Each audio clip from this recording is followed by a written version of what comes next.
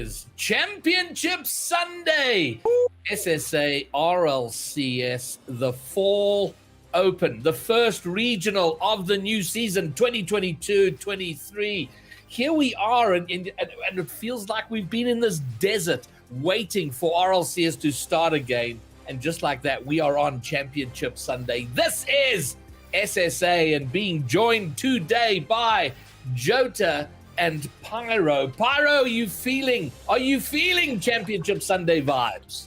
Oh, it is coursing through my veins. I'd ask to inject more of it into me, but I think it's all here. It's all vibrant. It is the energy, the aura that's around us. You said that, Greybeard, we were in this desert. Personally, I live in Las Vegas, Nevada, so I'm still in a desert. But you're right, it was a long off season. We've been waiting for this weekend, this moment, this time to finally crown a new victor. We haven't seen these teams. It was a massive offseason of all these roster changes. The 6 regional winners from the last season are all spread across 3 of the top 4 teams today. So it makes it so much difficult to see who's going to win today, Greybeard. But that's what makes it just as exciting. So finally here, finally ready. Yeah, we're very much at the pointy end. Going back to the qualifiers, 42 teams were there. And if you multiply that by 3, that gives you, 126, I think, players. But here we are, the final 4, 12 players out there to duke it out, to be the first kings of SSA Rocket League. And Jota, as Pyro's just kind of alluded to, we have a few top 4 debutants. Of the 12 players hitting the pitch today, 9 of them have been top 4 before, but we have the debutants in Sweaty Clarence, Ran, and who was the other one? Mr. Lowe making his first top 4 appearance. So, regardless of that, do you think they've already won by making it this far? I think that from a logical perspective, they've already won by making it this far. If you ask them, I don't think any of them is like, oh, we're happy to come out and lose today at the semi-finals. They're all vicious competitors. Everyone wants to win. They'll see it as great. We've made it this far. This is our chance to go further. It's always the mindset you take. But realistically, for Regional 1, this is a great bar to set for them to get a new career high. They'll certainly be looking to continue that forward over the year. And the other thing I think from that is that 2 of the teams are all returning. Of the Pirates roster and the May Contain Nuts, all of those rosters have been top 4 players before. The other 2 are the mix-in ones. And to me, this is a day where we sort of get the first benchmark as to whether it's a top 2 and then a very packed everyone below, or whether it's more of a top 1 and everyone packed below, or whether May Contain Nuts are a lot more beatable than we all thought. Those are the three outcomes, and I really think it could be any of the above. Yeah, and it is, we started the weekend with a whole lot of questions, and pretty much the questions you've just asked. We've got a better idea now, but now we need to see it. And a big point for me yesterday was the disparity of results. 3 of the 4 quarterfinals ended in a sweep. The one that wasn't a sweep was a 4-1, which are quite big results. And you would have thought, we talk about this big messy middle. You would have thought there would have been closer matches. I mean, we saw Wasteland once. We're yet to see Neo Tokyo. And I'm hoping we get a little bit closer here. The record, Pyro, would suggest that maybe not. But is there room for surprises here, for upsets? And is there? Well, I'd like to start at the disparity that you're kind of showing for, right, Greybeard, and maybe allude to some surprises that will come in further regionals. Like, I still have hope for a team like ATK, who got swept by Reformed. Was I rooting for Reformed? Did I predict them? Yes, gotta pat yourself on the back. But, this was a team that also didn't play with their full roster the entire regional. Wordy had to take a step aside. Maybe that set them back. We still have more to see from White Rabbit Gaming, a team that had only lost to May Contain Nuts, right? They were contending for the top 2 spot, but then just didn't beat the mark against Millennial Times Gaming. And then finally, Apex Gaming, a team that I absolutely expected to be in this top 8, but just didn't make that mark and had to leave in that round 5 of the Swiss bracket. So we could have seen them. We could have seen what caliber they bring to the top 8 of the regional. That should come later on. The top 4 teams, though, they came to play. They were prepared. They're ready for this moment. And should we see surprises today? Will we see surprises today? Maybe, Graybeard. I'll give you a hot maybe for right now. It is very difficult to call because, I mean, we saw last season out the gate, the former Orlando Pirates team, I mean, they ran away with it. They were just, you know, that first split, they just took it down. And then in the second, we started to see bravado starting to close the gap. And certainly in the third, they'd closed the gap quite substantially. So it's hard to say, yeah, sure, those two teams are likely to be upset or that there's a strong potential of upset. But it's certainly, maybe if not the upset, how is that gap being closed? Because it does feel like that there is still that separation. But that question becomes answered in just a few hours. In 3 best of 7s time, we're going to have a better idea of where we stand. If it's sweep, we go, okay, there's clearly daylight. But if it's closer than that, maybe there are potentials. But Jota, if we look at I was just going through the record of the 4 teams that are here between the qualifiers and what we've played so far in this first regional. And if we look at the difference between the Nuts team and they're playing Millennial Times Gaming. So the Nuts team have dropped 3 games between the qualifiers and this weekend. Millennial Times Gaming have dropped 12 games and won 21 on their way there. So that's, on the face of it, a big gap to close. And then Pirates have dropped 4 games. No, I beg your pardon, they've dropped 8, which is a surprising number. And Reformed have dropped 11. So a bit closer there. And maybe that points to the more likely of an upset is that if there is to be one. Yeah, I think that we look solely at Swiss records, it suggests that Pirates are close to being caught by everyone else and that their second place isn't so safe. But it's so hard to tell with Swiss. You see, in every region, there's been strange results in Swiss. You saw Team Liquid scraped through the first top 16 invitational. They went 3-2. They lost to teams like Williams Resolve. And then it came to important game time. They delivered.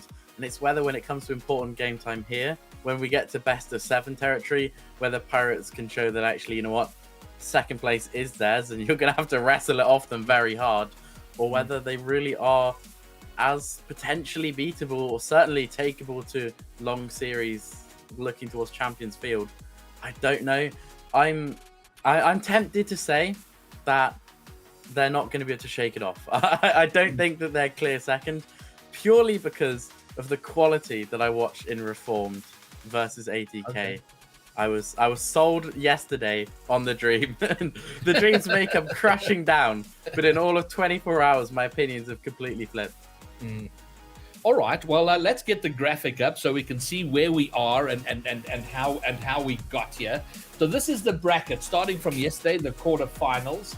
And first of all, we have to mention the surprises. And Pyro, you've mentioned some of the names there. The surprises that we don't see there. ATK, Bro, with being headed by Yopega. White Rabbit Gaming, who've worked really hard. VS Gaming Finals champions aren't here. And then Apex falling at Swiss. So those are the surprises. And of course, the big surprise is Millennial Times Gaming, a team that I feel came out of nowhere. But then Reformed actually doing really, really well to find themselves here. And here we are, the last 4. And out of those 4, we will have a champion today. So that's where we are, and how the games are going to roll out on stream today. Our first series is going to be Orlando Pirates up against Reformed, and then the second semi-final will follow that, which is the Nuts team may contain Nuts up against Millennial Times Gaming.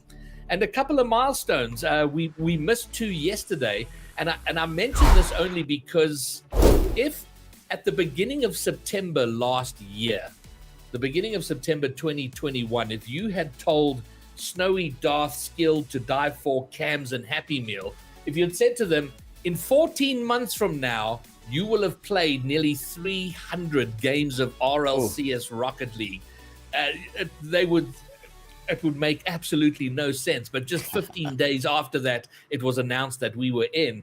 And Snowy, as it stands right now, today, as he hits the pitch, will be on 299 RLCS games. This today will be his 300th. We missed two important ones yesterday. Skill Steal and Happy Meal crossed over 300 during the quarterfinals, both of them on 302.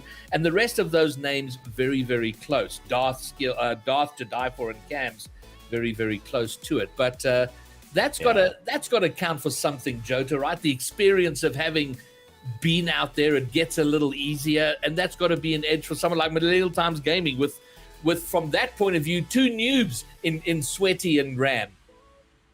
Yeah, especially when you consider that last season against each other, Orlando Pirates and Bravado played more games than Vitality and BDS did over RLCS X and 21-22 combined. Like, the biggest, most iconic rivalry in Europe history over 2 years had less head-to-heads than Pirates Bravado, just because they were always there. Nobody else could stop them. So versus each other, when it came to grand final time, semi-final time, they were there every single regional fighting against each other. So, I mean, for them, this is just business as usual. They've had their long summer break. Well, wow, winter in SSA, right? They've had their long break, you know. Now they're back. We're just going to pretend that the Sonic seasons make sense for everyone. Had their long break. This is just back to business as usual. They're clocking into work after a weekend off. Okay, so let's turn our attention now to that first game. The first semi-final, Orlando Pirates and Reformed. And they've Mr. Lowe, he's been through a few teams, starting first with, and he literally did come out of retirement to form out of retirement last year, and then Bot Gaming, then got picked up by Nibble, and it's been quite a story for him because he was done, he was out, he was resisting all efforts, but now has been grinding and working really hard and put together this team now that have done as well as they have. So with all of that, with the deep experience and success of Orlando Pirates with Happy Meal and Cams, and now Eli in there, who finished third himself last season in one of the regionals. We spoke about the possibility of an upset, but Pyro, it's prediction time. Time to put it out there. Your heart and your reputation. Who's going to take this down? That's a very interesting separation you've stricken there, Graybeard, because it is true. A lot of people know that I may be siding with Reformed. Let's talk Orlando Pirates, though. I mean, like you said, with this new Eliakim edition to Die For, questions remain as to whether this team has chemistry, is synergized. They absolutely are. They are firing on all cylinders. Eliakim is not trying to keep up. He's setting the pace of the game. Orlando Pirates look incredible, and a team that's really only lost to May Contain Nuts. But these two teams have not matched up before. Okay, Reformed, they may be a dark horse. They may be the kryptonite to Orlando Pirates. They already are coming off of the sweep from ATK. They are already here coming off of a match where Archeon was spearheading every single game with like at least 4 goals. I don't know. I saw it in game 1. We could have seen it in future games as well. All I need from them is to hit the ball within the 2 posts and the crossbar. Okay, that was my biggest criticism for them, is hitting the post and the crossbar quite a bit. This is a lot of words here. Who's going to take it? Are you like, where's I think he's trying to decide as he goes. Put me on Reformed, and that's all you need to know. All right, so he is going with Reformed. Okay, Jota, you're up. Where you going? You went against Reformed yesterday, and it was a massive poor decision because they won in a sweep. Who takes it now? I will not be caught disregarding this team twice. If I gain faith in them and I lose, so be it. I'm going Reformed, and I'm getting ready to be burnt. This is the least confident prediction ever.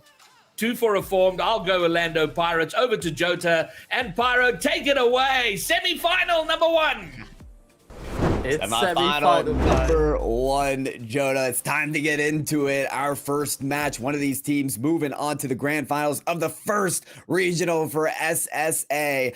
Orlando Pirates, and they have 2 regional champions from last season. You've got Happy Meal and Cams. You think they're ready to make that push again, Jota? I don't know if they're ready, but I do know we're going to find out very soon. It really is the big question looming. Are they ready? Bit of fun trivia for you. When you ask people to name Orlando Pirates players as the org going back, you can remember Skill Steel, the third for Orlando Pirates last year when they made that run to qualify for Worlds as #1 from SSA. Something many people may not know if they haven't been around SSA for a while. Before Mr. Lowe retired, way back before RLCS and SSA was at all likely on anyone's radars, Mr. Lowe did actually play for Orlando Pirates, so 5 out of 6 players in this lobby are currently Pirates or ex-Pirates, and what a save by the aforementioned Mr. Lowe. Yeah, he's there to play regardless of what team he's on today. Today it is Reformed.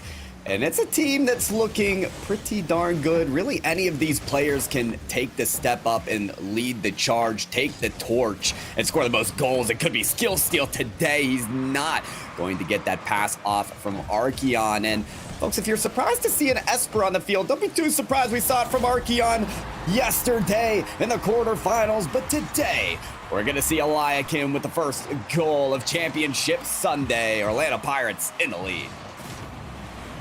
Yeah, I think Cams has missed Skill Steal after playing him so many times, over 100 games against him last year. He was like, hey buddy, back to make friends with you. Gave him a high five, and Skill Steal did not want to be high five so much while last on the defense. Left the open net. It's an early lead for Pirates. Another good beat as well. You can see they want to push forward. Certainly the dynamic you expect with a Eliakim on this team is not going to be an offensive one. I expect that when they get the lead, they will still continue to play on the front foot.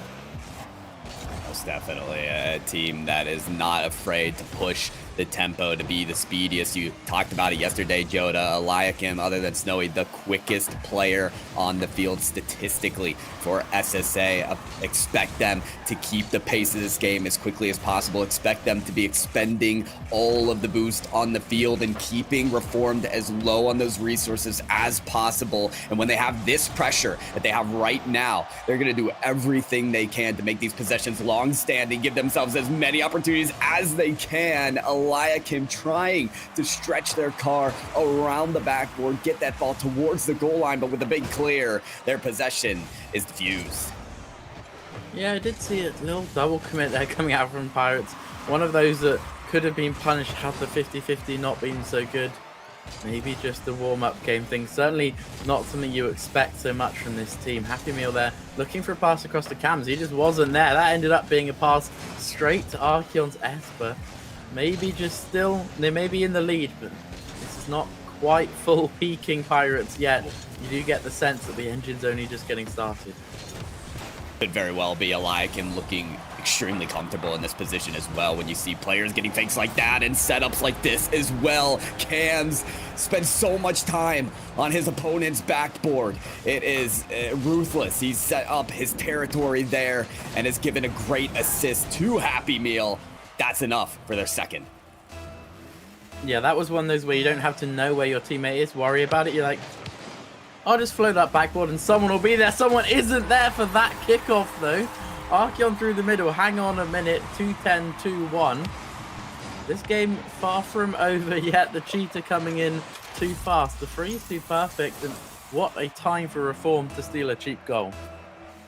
It's simply the Esper effect, Joda. I mean, that's what it comes down to. Archeon looked incredible yesterday in this car, and at a certain point, we've been waiting for Archeon to just get a goal on the board. Absolutely the highest goal scorer for this team. And he's trying to continue exactly that narrative, maybe with another shot.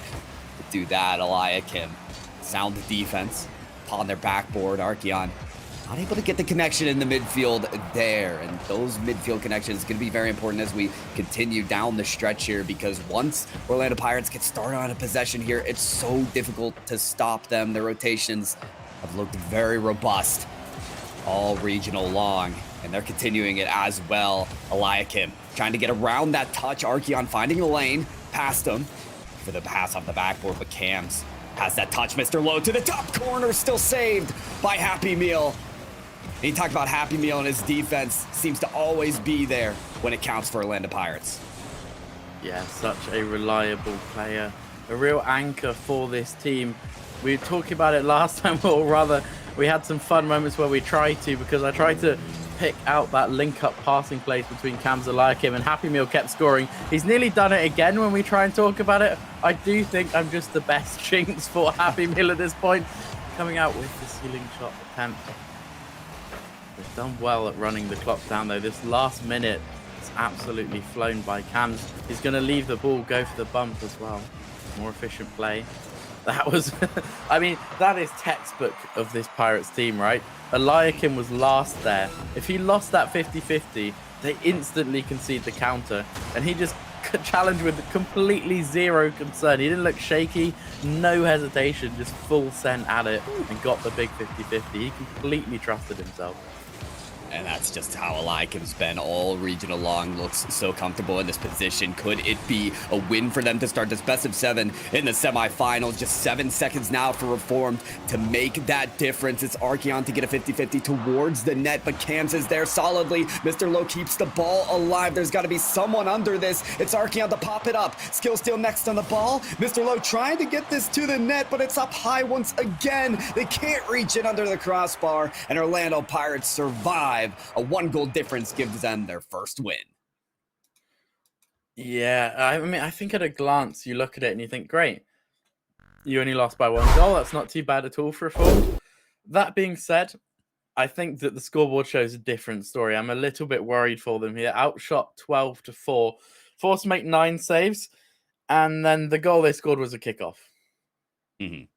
Yeah, I think you've pretty much ran the gamut about where our concerns lie for Reformed, in that, you know, we've seen a couple maybe long-standing possessions from this team, but without very convincing scoring opportunities, and only that goal coming off of the kickoff, it could mean poorly for their team. But keeping Orlando Pirates to 2 goals is still an achievement, I would say. Yes, they're forced to make that many saves, but they made those saves. That's very important for instilling their foundation in this series and giving them confidence for when Orlando Pirates are trying to pop off on their possessions. The one thing I've always had concerns with about this Reformed team, though, is when they do get their shots, they've got to make them count. Obviously, they're not racking them up to the highest of numbers, but in the past, we've seen them kind of paint the woodwork, hit the post, hit the crossbar. They've got to get it through to the back of the net. That maybe one thing to focus on as we head into Game 2. It's Orlando Pirates with the lead in the semifinals. Yeah, if you dominate your opponent, you're getting 10, 12, 15 shots off. You can afford to hammer the woodwork. When you're only going to get given 5 or 6 per game, even if you're having a good game, that seems to be the sort of number that they'll be given. You just have to land your chances. What a pass by Mr. Lowe, actually trying to force the defense open. Once again, Eliakim gets to it, but I really do like this team, how they play a lot Reformed. That's how they won me over yesterday. It really wasn't just the scoreline of having swept 80k. It's how they choose to play. And another thing from yesterday that's interesting, Archeon was their top point scorer significantly, putting up a huge 450 per game. Last game, he whipped up 600, highest in the lobby because of the 5 saves and stealing the kickoff goal. So admittedly, some very fraudulent points to get from kickoff, but by hook or by crook, he seems to be their top points contributor. And this could be through again from the Esper man. Nobody there, but you can see he does seem to be the biggest danger. And when random things fall out, they seem to fall to Archeon.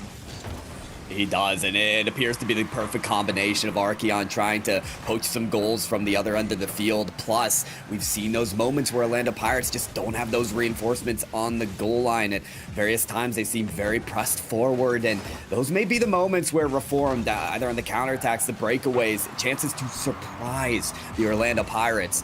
Those are chances that they may be able to take to get the goals, and as we've seen, it's been a very low-scoring affair, so whatever points they can put on the board, they'll be keen to do just that. We haven't seen too much from these squads as well. 1 shot apiece registered per team, but Eliakim with the flip reset, getting a second touch from the backboard, could continue his possession well in their favor. Cams gets it past a couple defenders. Mr. Lowe, the last one there, has to challenge early to get that to the side.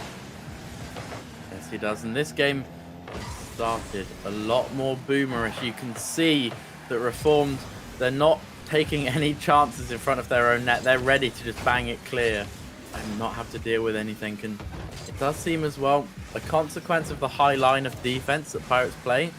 When you challenge defensive balls early, it does mean that you force the game into a more midfield play. And it does also reduce your ability to get possession out of the offense. You see here this time they finally get pushed deep, and that gives Cams a chance to catch it. He does get mixed up with Eliakim though. That is another risk of defending back on your goal line. Mr. Lowe, that was the chance. You won't get given many, but Pirates left a big opening there. That's what we've been talking about, is those moments are not going to come often, but when they do, they've got to be closed. That one, they haunt their memories or their nightmares tonight. Either way, it's about living in the present, knowing this moment and giving themselves a chance. Still a tied up game. We're starting to see those goal line demolitions appear. Saw it earlier from Reformed, now from Orlando Pirates, as they're still looking for their first goal here. It is Eliakim coming around, skill steal with a chance at the net. Doesn't get beat, or does get beat to that 50-50. Can't beat their opponents, but Mr. Lowe, that midfield presence, really keeping Orlando Pirates on their toes. Happy Meal with an important clear. Skill steal has the boost to get to this. But Cams doesn't see a solo opportunity here to the net. No, it's Archeon to save once again. Still knotted up at zeros, coming up on that last minute. But a low-scoring affair, could just be one to win this game. It does seem that both teams are sort of happy with this very midfield-based battle. And for Reformed, it makes a ton of sense because they were in trouble always in their own third last game. So getting out, getting to play midfield low scoring has to be in their favor. It's certainly an upgrade. But you think from the Pirates' point of view as well, they're quite a patient team. They have a lot of trust in their mechanics. They're probably thinking, we can just keep banging this about in midfield and eventually we'll get a chance through. One of our air dribbles will land. That being said, they do not seem all too comfortable here. And it does only just take that one moment. And I really do think we have 6 players here capable of providing that moment to open this game up. And meanwhile, the vulnerability has been exposed already from the Orlando Pirates from the goal line demolition, and a shot that could have gone in. So maybe it is Reformed waiting for that moment again. They can't wait any longer. Happy Meal's got a shot that rings right outside of the top corner. They're starting to press up here towards the end of regulation time. Mr. Lowe and Reformed feel like maybe they just need to survive and outlast it until overtime. There is a demo on Happy Meal, one of the golden defenders of Orlando Pirates. A chance now for Reformed if they can get around this. Lowe keeps the ball alive, but Happy Meal can't get there quick enough. No scores on the board. We had extra time. Yeah, this game so far has been a result for Reformed, but especially if they concede off this kickoff.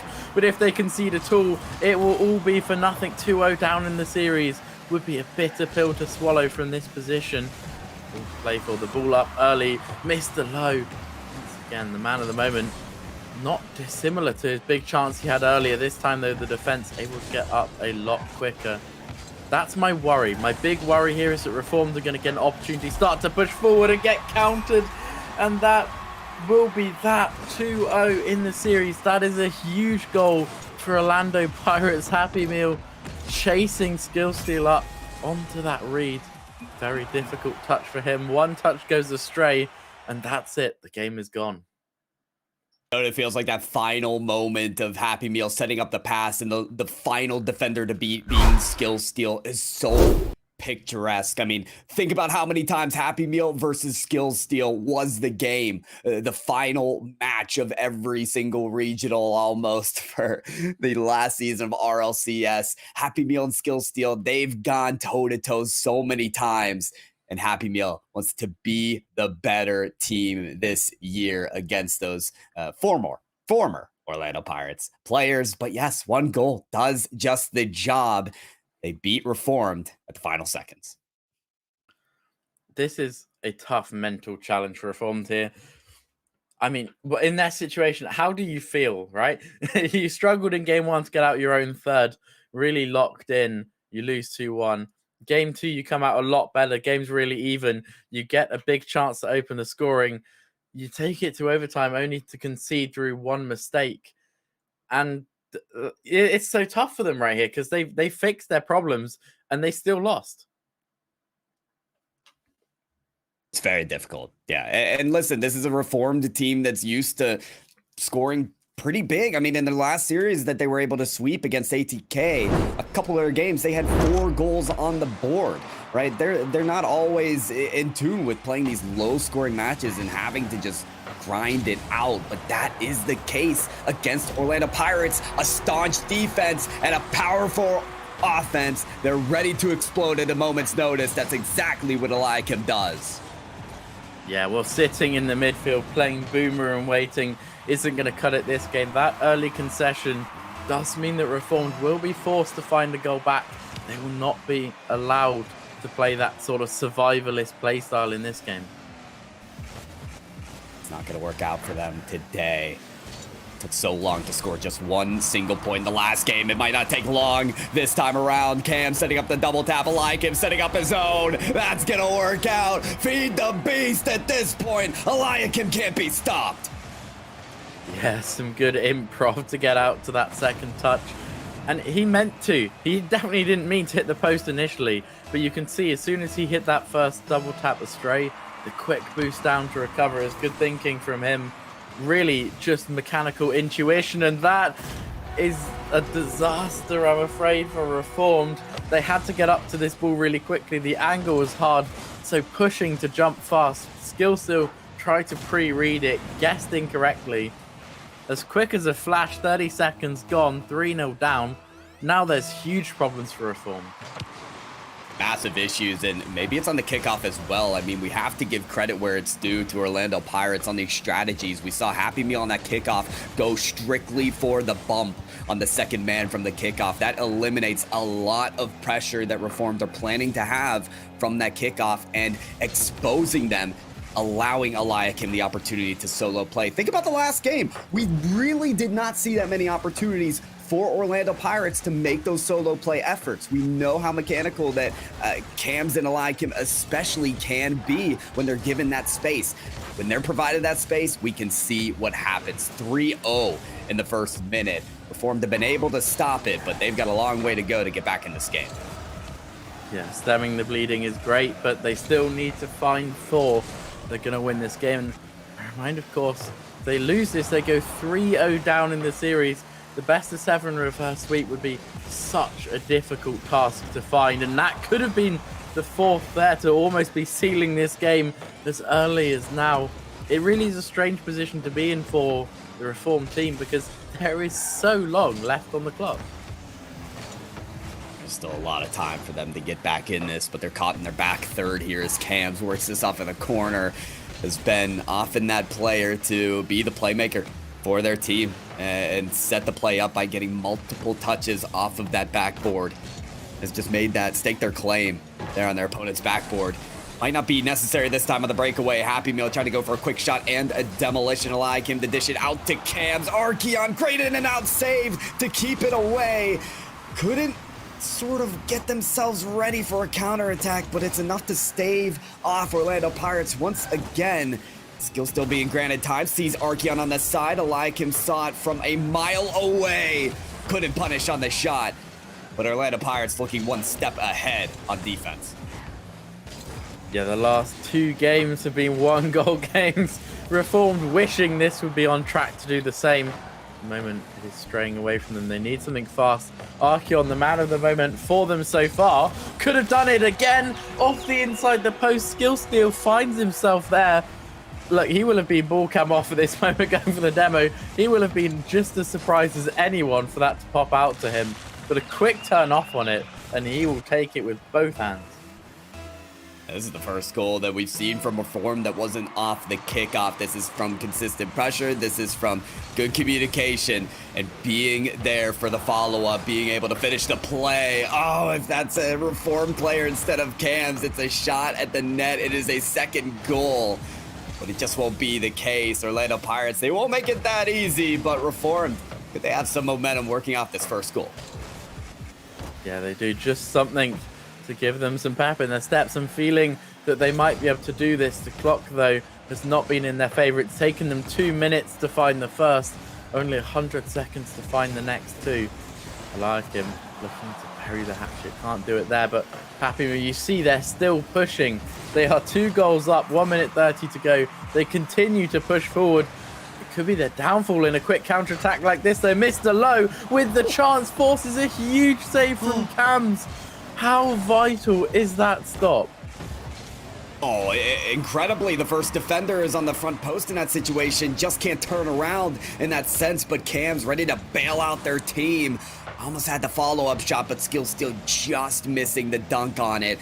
Reformed, their offense is starting to look empowered, and this energy could constitute themselves for more chances and opportunities, but oh, how quickly Orlando Pirates can stifle those chances.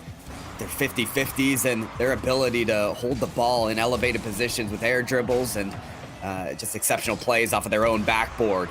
It resets the offense of Reformed if they can cross this midfield line, and not a lot of time for them to finish these plays. Happy Meal does look to take that off of the corner. Look for more chances for Orlando Pirates. Eliakim to catch the ball, get a couple extra touches, but Archeon to break it up. 30 seconds, we need everything from Reformed here. Yeah, it's looking like it might be too little too late, but even one more goal would be huge for getting them back into this. They think, okay, we won the back half 2-0. We can totally do this coming into the next game. Because, of course, the next game, they will be facing a whole bundle of match points. 6 seconds to go now. Happy Meal just going to loft this one long, float it around. He's playing clock. And that will hit the floor almost certainly once Cams is done with his nonsense on this. Does keep it up, actually. Maybe they will get that consolation. Not to be. It took 30 seconds for Orlando Pirates to take 3. The final 90% of the game, 1-0 by Reformed, but you don't get points for winning 90% of the game. Not quite, no. For Orlando Pirates, it is about catching lightning in a bottle and making those moments count. We will wait and bide our time a little bit as Reformed do call a timeout here. They're going to try and break up the momentum from the Orlando Pirates, but it's important to note, Joda, think about game 2. Orlando Pirates, all they had to do was score once in overtime. In this previous game 3, all they had to do was score 3 goals in the first 30 seconds. It feels like Reformed. They have so much pressure to be so consistent on defense at all times, because if Orlando Pirates get started, it's hard to stop them, and it's hard to counteract with enough goals against them.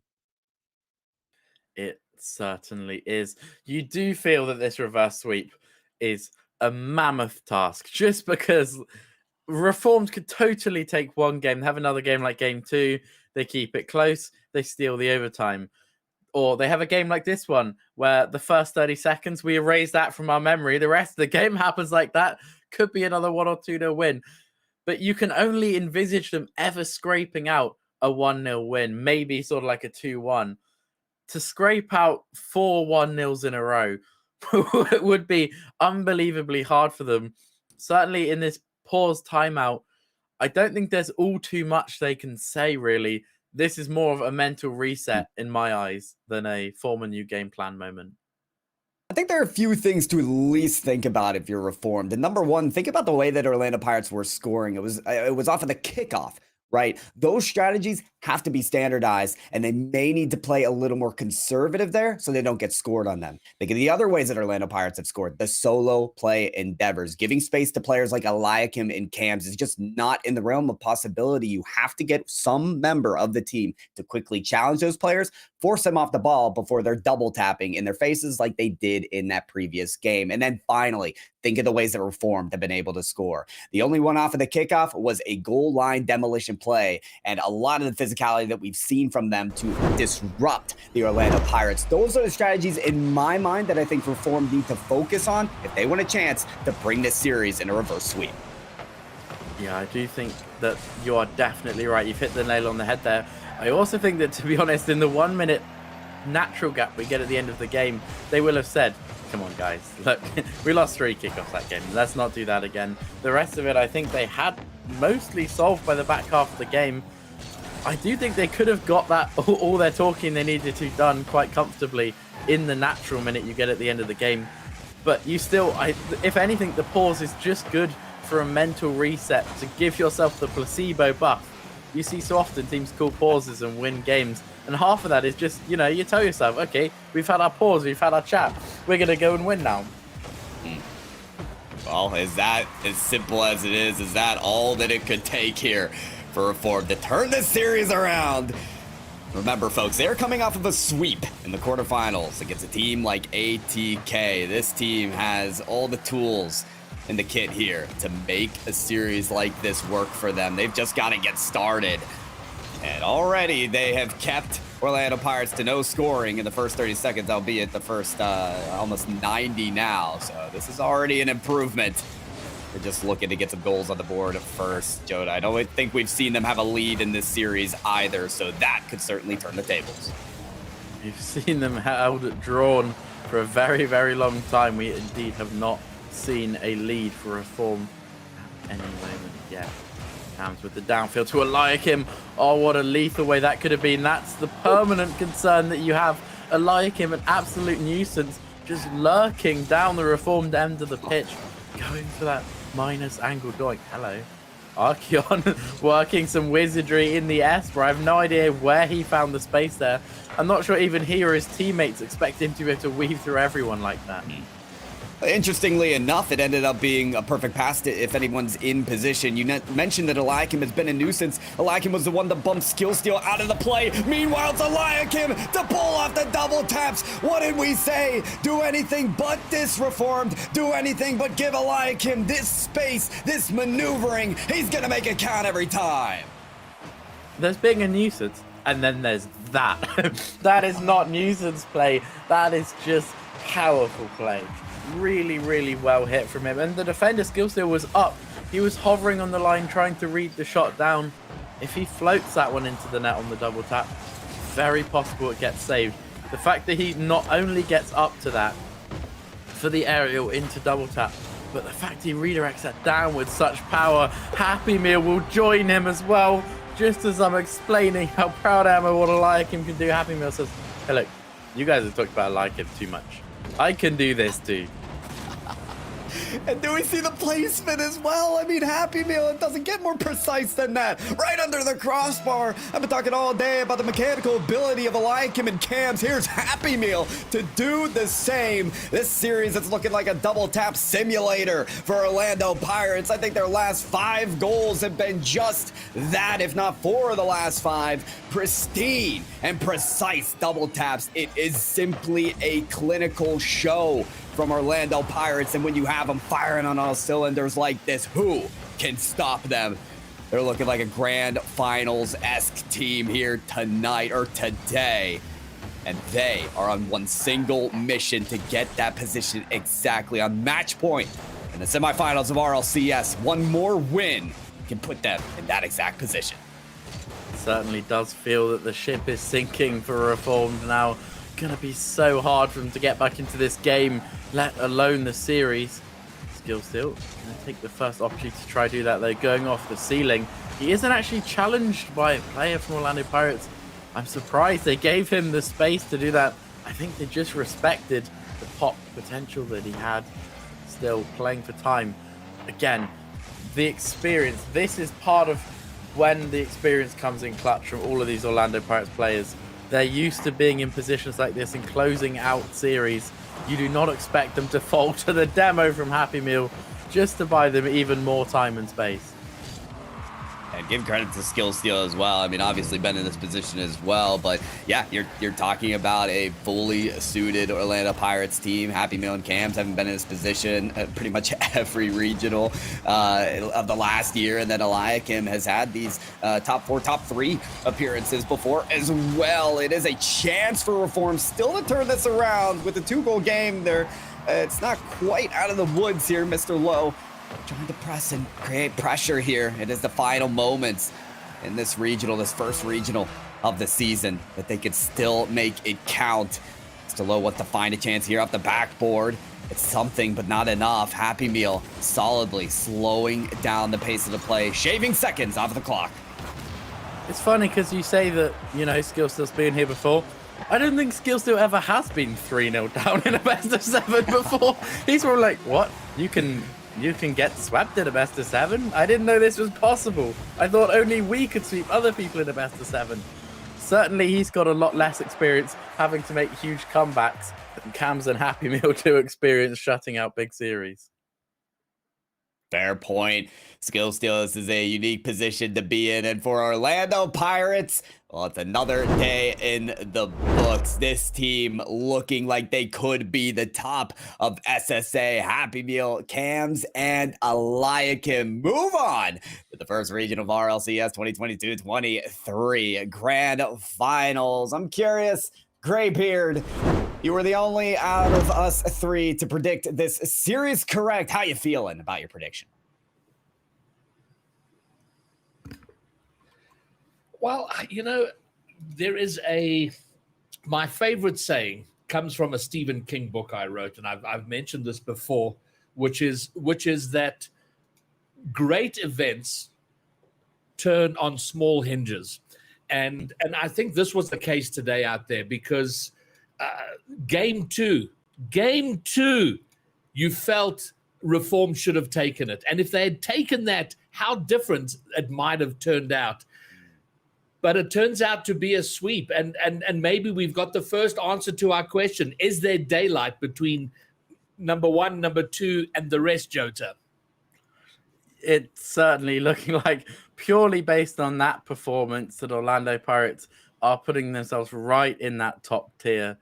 They just looked a class above Reformed. Reformed didn't necessarily look bad. Their defense was very, very strong, but you can't defend for an hour straight. Let's put it that way. Well, and that game 3 was pretty much the Eli show. Pyro, you mentioned the sort of double tap simulator. It felt like a double tap playground. It had a lot of action earlier today or during the week, but I mean that killed the game certainly in game 3. The way Eli came out there, 3 double taps in a row. One of them technically a sort of triple tap. But I mean, what an outstanding performance. And, I said earlier that Orlando Pirates made heavy weather of their Swiss. And there was the question, is there a potential? Now I feel a bit silly, because I was saying, the strongest potential of an upset is this game. But now Orlando Pirates taking it very comfortably in the end. That's exactly the statement they wanted to make. Look, we talk about the double taps as well. I feel like when a lot of people are looking at this region in SSA, they're looking at the former regional champions. Only 6 of them, the former Orlando Pirates squad and the former Bravado squad. Well, guess what? Eliakim's here, subbing in for this now Orlando Pirates team, and he's the one performing the most spectacular of plays. What you have to realize is that any team, any player can start making these moments counts for this region. This region is elevating to that standard. We have grinders out there like Eliakim, ready to make the best plays when the moment counts. And it's exceptional to see that. The other statement that Orlando Pirates wanted to make is that they could be a grand finals team. They can be the number 1 team, Graybeard. I think that's exactly what they're trying to tell from that series alone. And I think it's worth mentioning here. So of the Eliakim makes his first appearance in a final. And what a story it is for him, because there's a player who's gone from being a community villain through this redemption arc, now being an RLCS SSA finalist, and I think, he's got to be out of his mind with happiness on the journey he's taken to find himself here, and really making a statement. And he goes along with the rest of the Orlando Pirates team. Cam's former Daisy, and of course Happy Meal, the bedrock of solidity for that team. What a story. And they become the first team in the Fall Open to secure their place in the grand finals. There are 2 more teams duking it out for that last slot, and our last potential, well, that's not true. We have our last immediate potential for an upset. Millennial Times Gaming up against what is very quickly being called the super team of SSA, may contain nuts, and please can they get an org soon. That name is horrendous, but they duke it out for that last semi-final slot coming up after the break.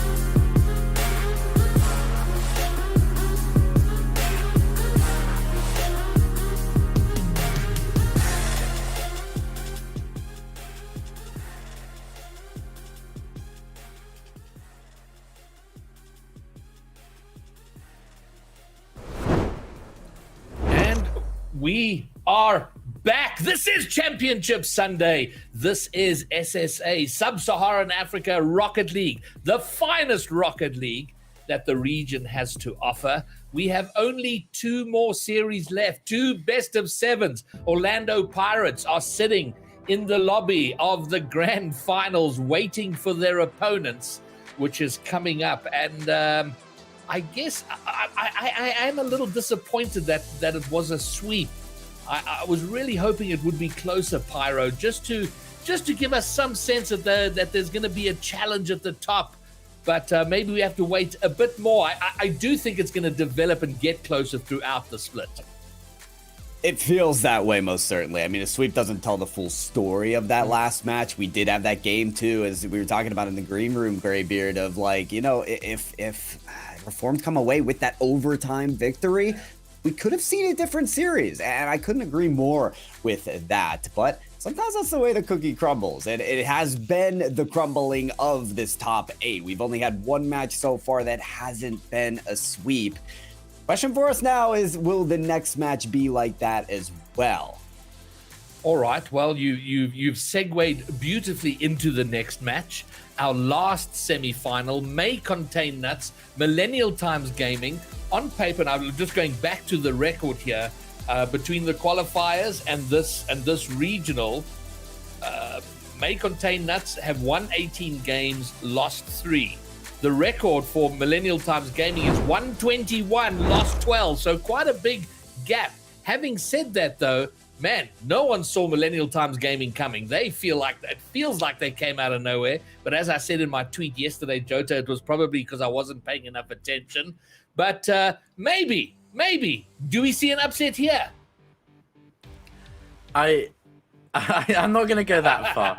I think that they definitely could take 1 or 2 games. I think if they take 2 games, that's a huge statement for the level that they're at, because this new MCN super team, like, they're expecting to come through and just walk through everyone, crash them. That's how they want to play. So I think if they can take a couple games, make them sweat, if they can do that as early as Regional 1 in the year, that's, I think, already a huge statement on its own. I think that's sort of like the vaguely attainable and possible upset target. But going as far as all the way, I just think that, you know, come back and ask me again in Regional 4 is what I'm trying to say.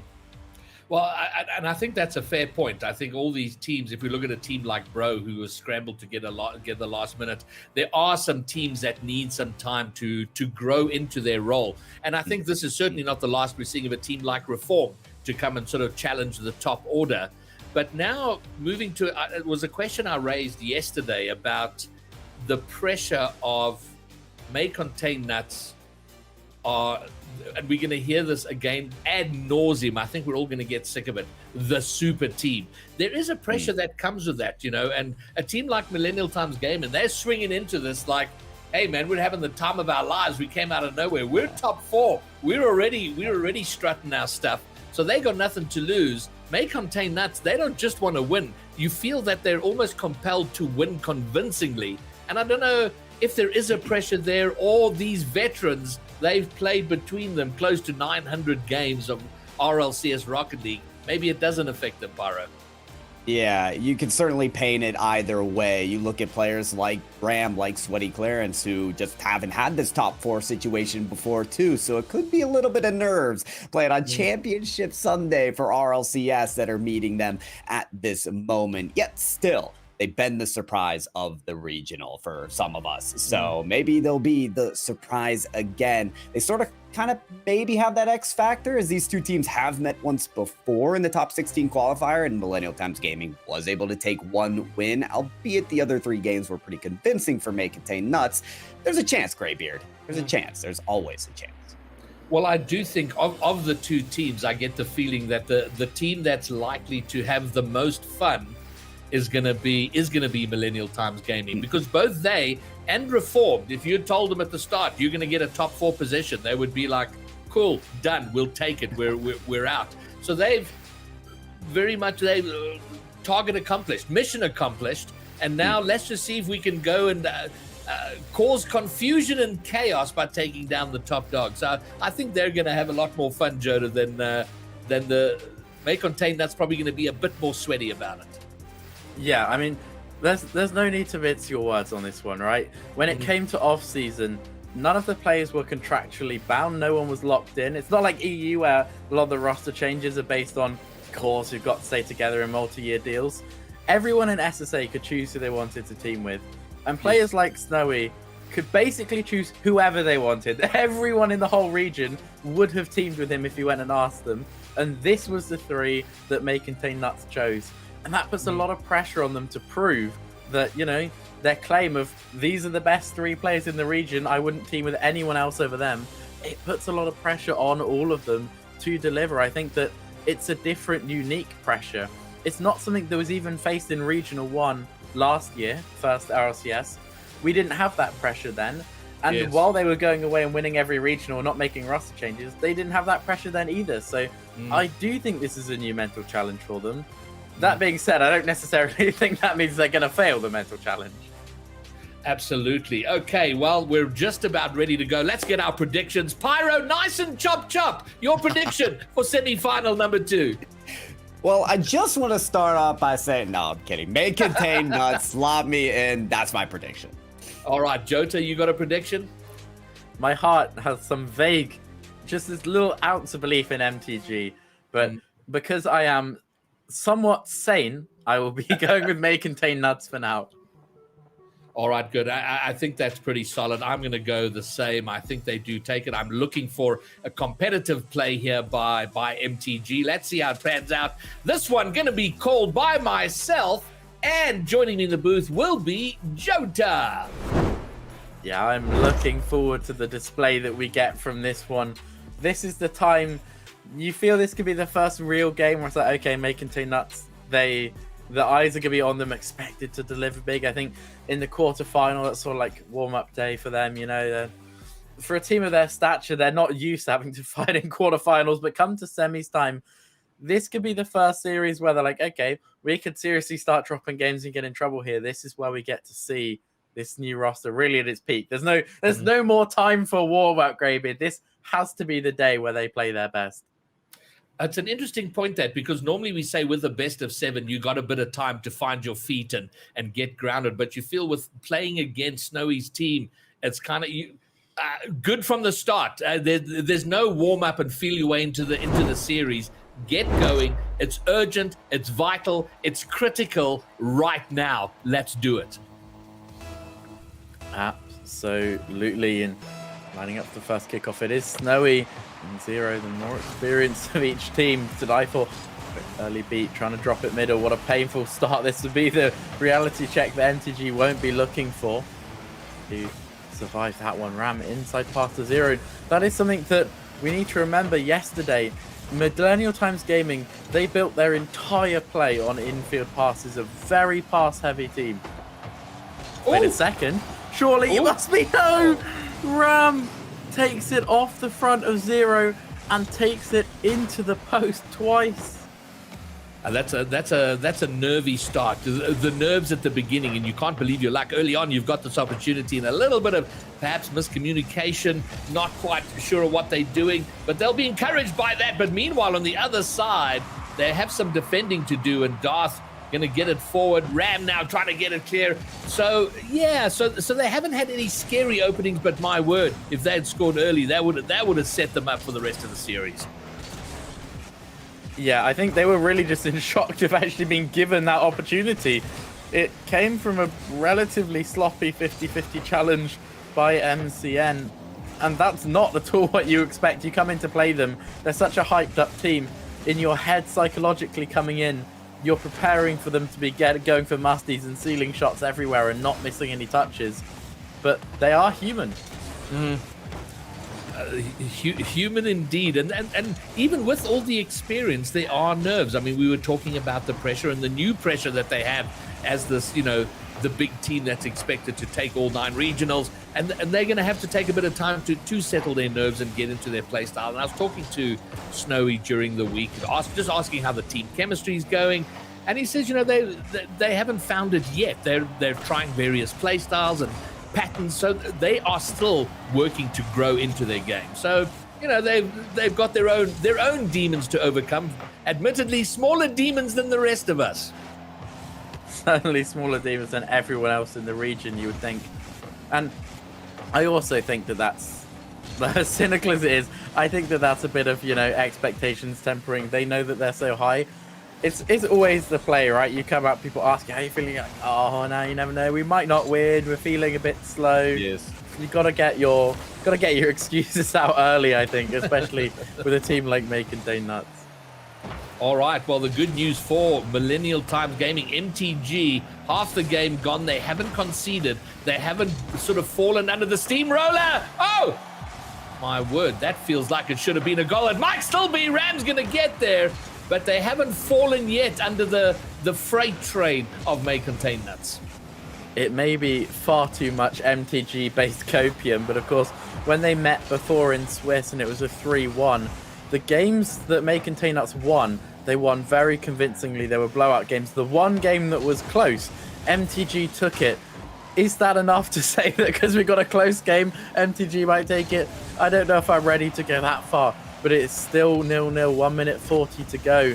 They have looked just fine in this game so far, and naturally, you have to think they will be building confidence as every second passes.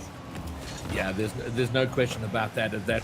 This is a confidence builder for them, and for as long as it is 0, you're always in with a chance. But as we've been philosophizing on all of this, Nuts have pretty much been camped over in the orange half there, and pushing them back on their goal line, and they've defended well enough, but it's now getting very, very tense, and you feel like they're being pushed further and further back from the halfway line to the final third. They've finally broken out for a bit, but not too long to die for. Long pass forward. Darth tries to forward the play.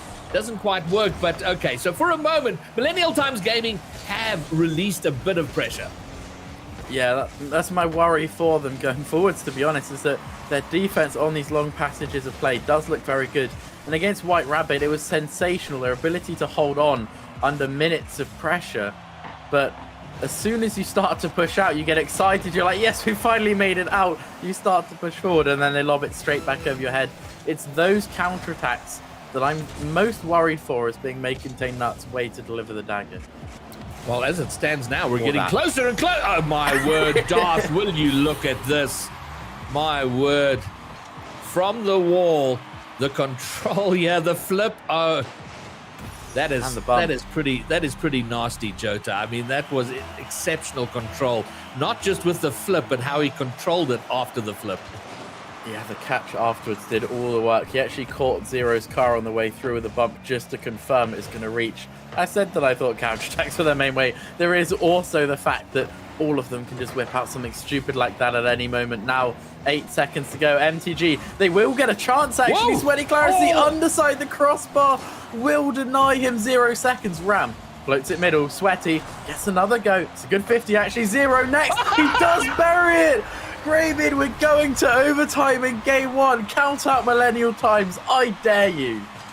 Unbelievable. The 0-second equalizer. And with 13 seconds to go, the sentence that was making its way out of my mouth was, oh, we might just have our second goalless overtime of the series. We've had 2 goals in those 13 seconds, and we're in a 1 goal each overtime. And yeah, okay, well, the entertainment just stepped up a notch.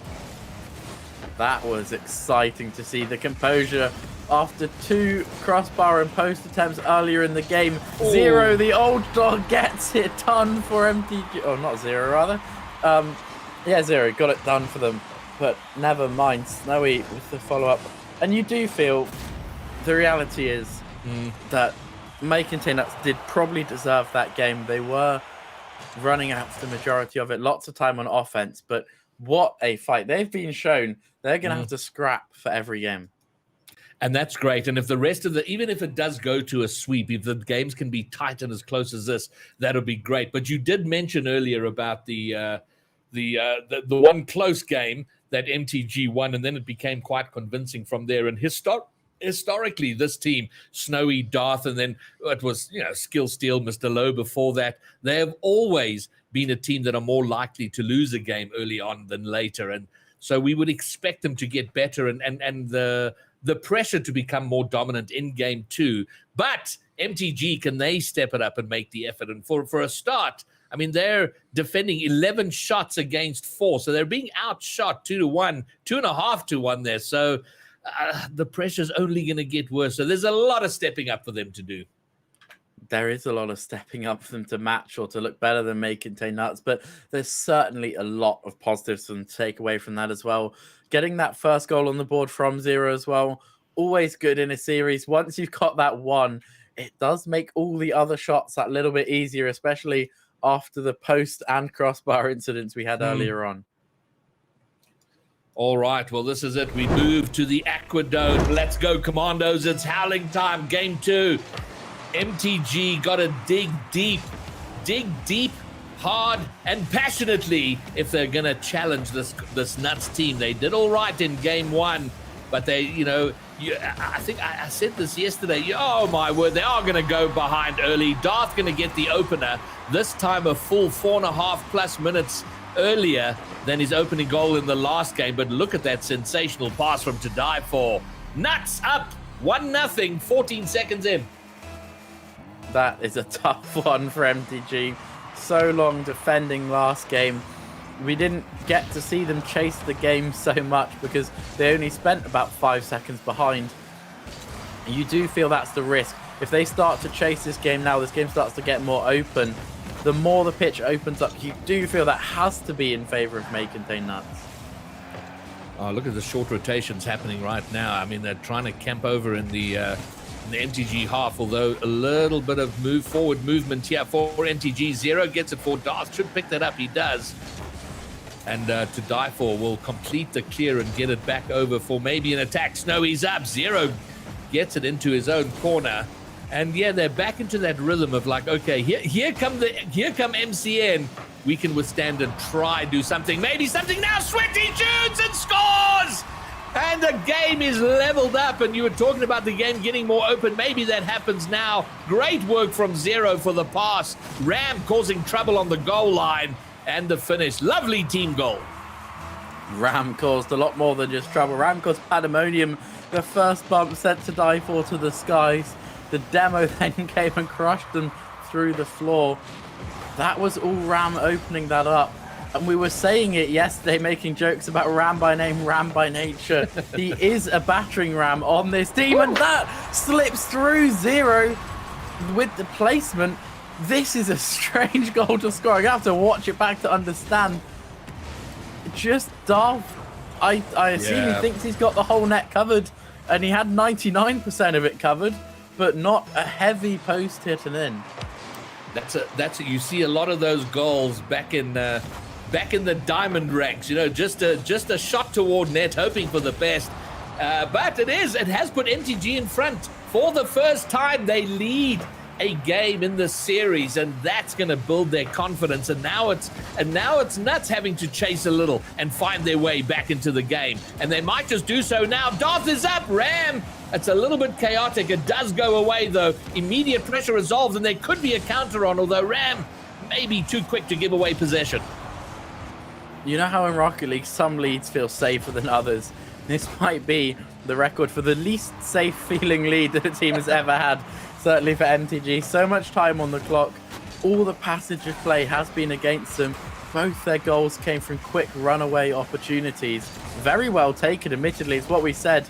They might not get many opportunities. They have to take them. Same thing we said about the upset required in the last series that wasn't delivered. That great clinicality is required. But look, surely the next 2.5 minutes are going to be an absolute onslaught from May Contain Nuts.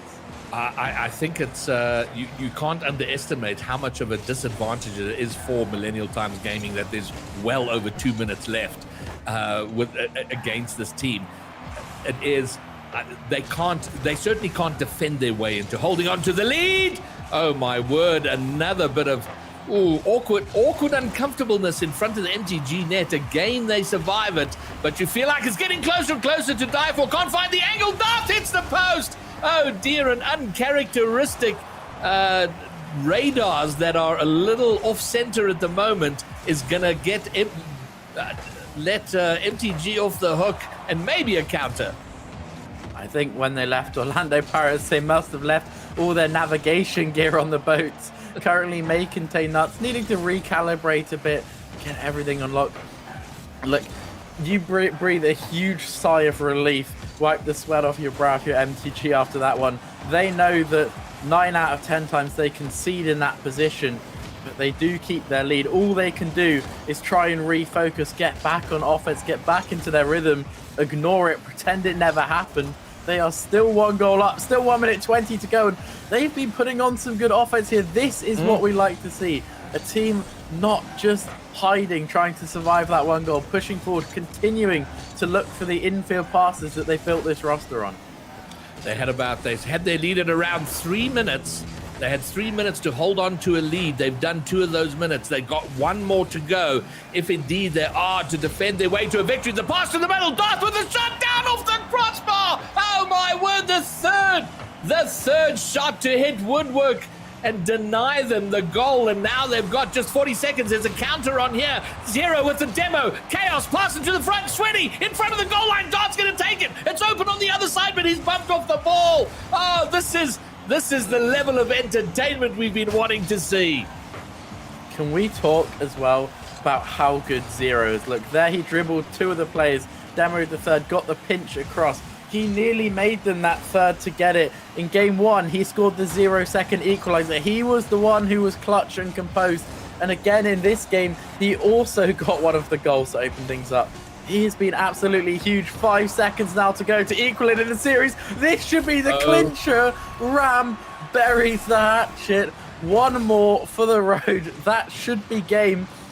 Zero with the demo to open that up as well. The man of the moment. I can't believe this is happening, Greybeard. The series, barring a miracle, is going to be 1-1. How? I love with 3 seconds to go and 2 goals up. You said that should be the game. Still leaving room for a bit of doubt. But against anyone else, it would be. You're dead right. But Millennial Times Gaming, they have done it. They've taken a game. Game number 2, they've leveled the series. We're now down to a best of 5, and my word, great performance from them. Going behind early, and that often takes all the wind out of your sails. They didn't let it get them down. They equalized, and they took the lead. I beg your pardon. Did they take it? Remind me, Jota. Did they? I'm sure it was contained. They got the first goal through Darth. Yes, it was. It was a very early goal for May contain that. Some 9 seconds in, backboard from to die for, put it middle. The thing though that I have to highlight that is the key bit for me. They may have conceded a lot of pressure to make contain that. So they only conceded 7 shots. 7 is on the lower end. Against each other, Bravado and Pirates last year, the top two teams, they were averaging around 8 to 9 shots. So that's sort of below the average that the best 2 were able to contain each other to last year. If they can may contain nuts to 7 shots a game, that would be really half the battle won. All right. It's a huge if, isn't it? It's a massive if, but this could be a potentially massive game. If they can take that momentum and get a series lead here, then it's cat amongst the pigeons time. I mean, then the potential for chaos becomes quite big. But very keen, to see now, what do the Nuts team do? How hard do they push? How do they change up how they've been playing? Rather than just trying to battering ram their way through, can they find a little bit of finesse on their way? Darth sends it forward, but is removed and unable to do anything with the follow. Yeah, for me, if I was making Tay Nuts coach, I'd just be like, look, you created the opportunities, you hit the post, don't worry about it. But it's a lot easier to say, don't worry about it, than it is to, in their position, deal with it and genuinely be composed here. They are now down in the series, even in games, and then down in this 1-0. Again, his finishing, his composure, he is built of pure ice.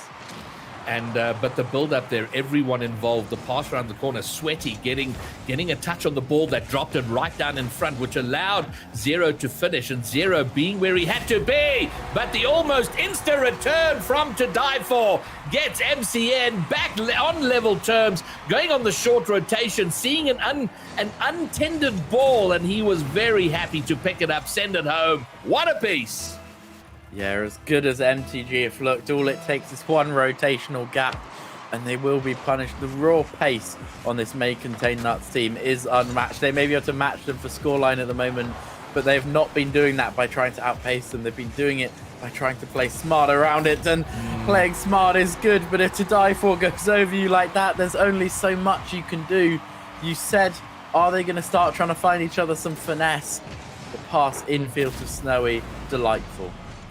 You know, there is certainly this is true of Darth and Snowy. To Die For seems a bit more of a chilled character, but Darth and Snowy play at their best when they're playing angry, when they feel offended.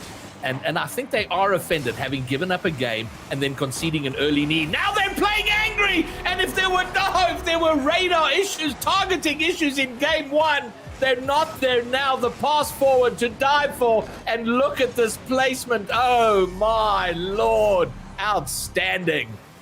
He has whipped out the laser vision for that one and just beamed it into the top corner. That shot, nothing short of perfect, and it may continue. Darth going for the flip reset there, forces it on net. The troubles aren't over for MTG.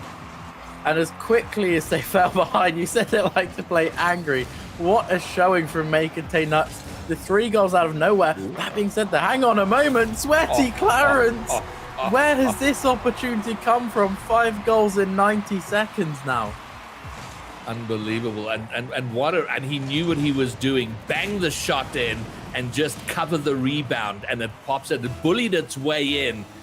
Wow. This MTG team, I am even more astonished each series I see them play.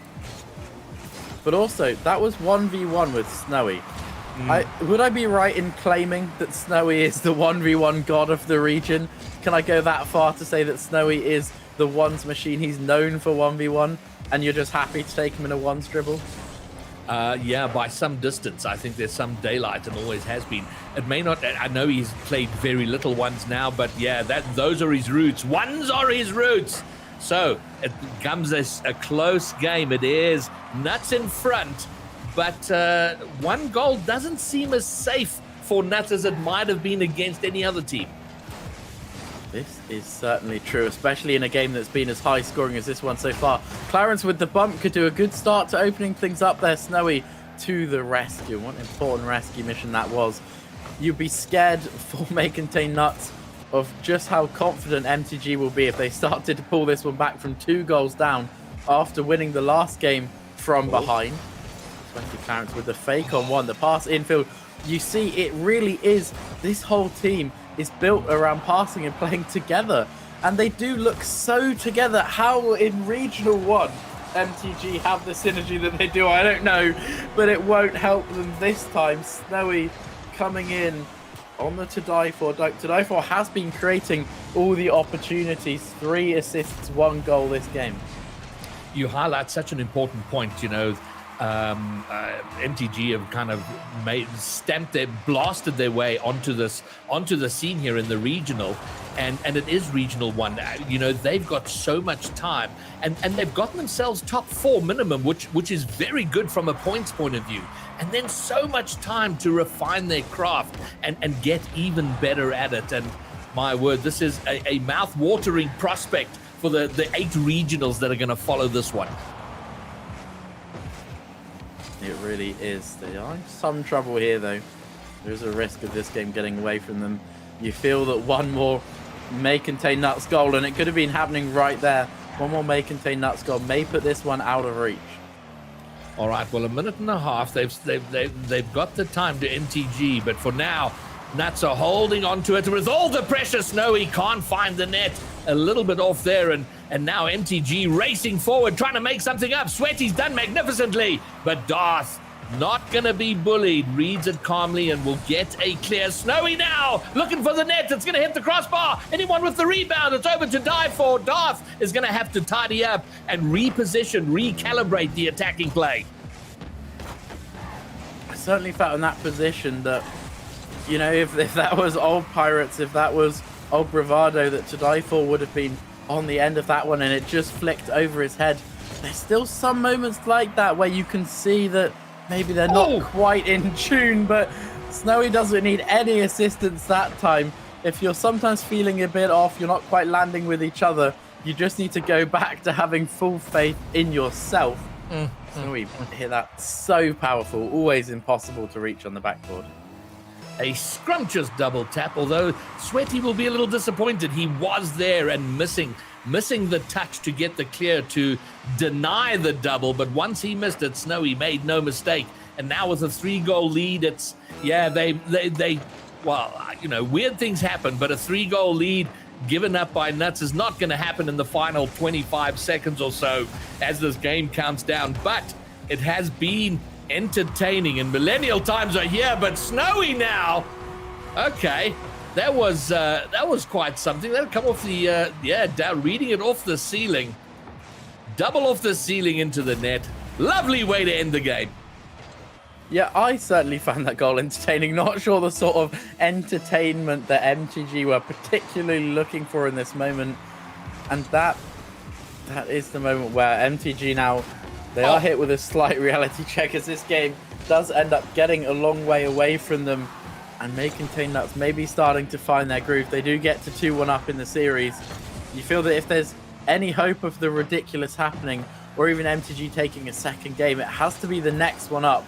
If they do let May Contain Nuts get to 3-1 in the series, you do feel that's when it's GG's job done.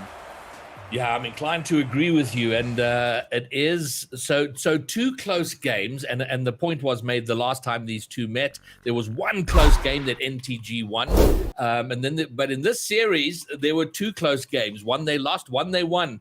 But now we get into the more sort of convincing win territory, 6-2 to MCN. So I do get the feeling they're playing a little bit angry there in that game, and as I pointed out, it's honestly where they tend to do their best, and it wins them a lot of Rocket League game. Doesn't necessarily make them friends, but as the line goes, we're here to make money, not to make friends. Yeah, certainly making decent chunk of money now. They're getting that one step closer to securing a grand final spot, and all of the money that comes with that.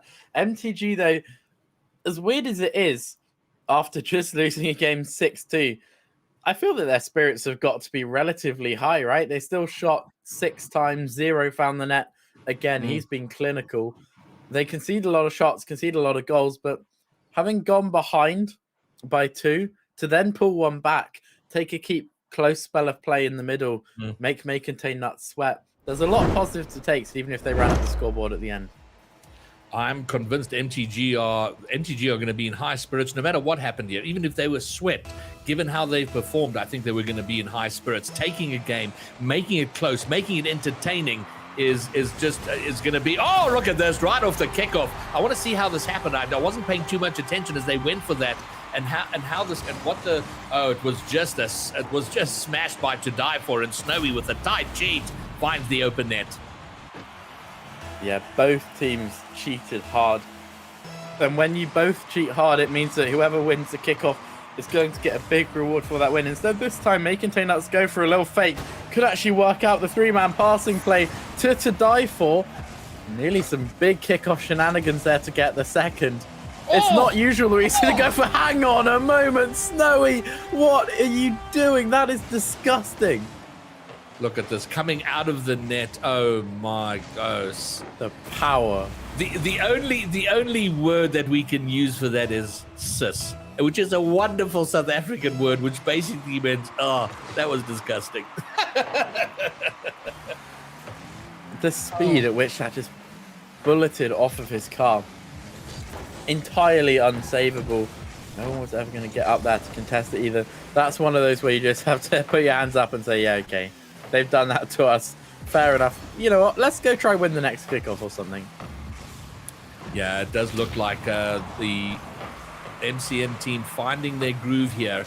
And once they do, it's almost impossible to drag them out of it.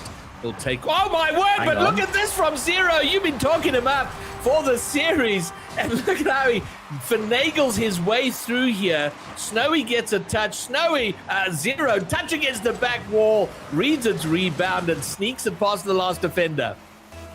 Yeah, and he only had the ball at all because Ram opened it up with a bump.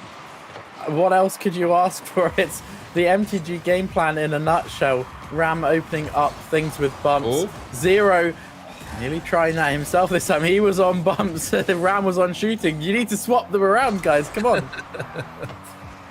All right. Well, almost a counter for MTG. It's kind of slowed down a little bit now, but Ram getting it forward. Zero's up, looking for something into the middle. Sweaty!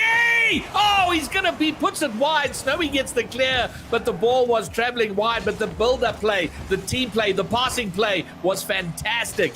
And when they get better as the season goes, it's going to be a delight to see. Zero! Oh my! Oh, there have been some wonderful goals here. Snowy's was filthy. This was just beautiful. Yeah, forget the future. Zero is here now. What a delivery from him.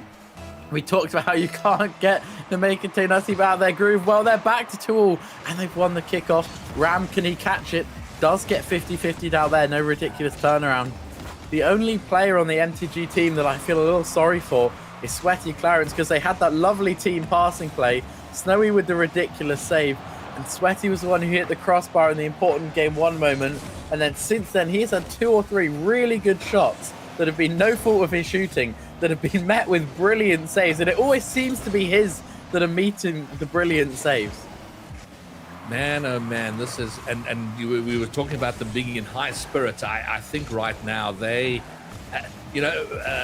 the Nuts team may be playing angry. You feel that MTG are just playing with some freedom.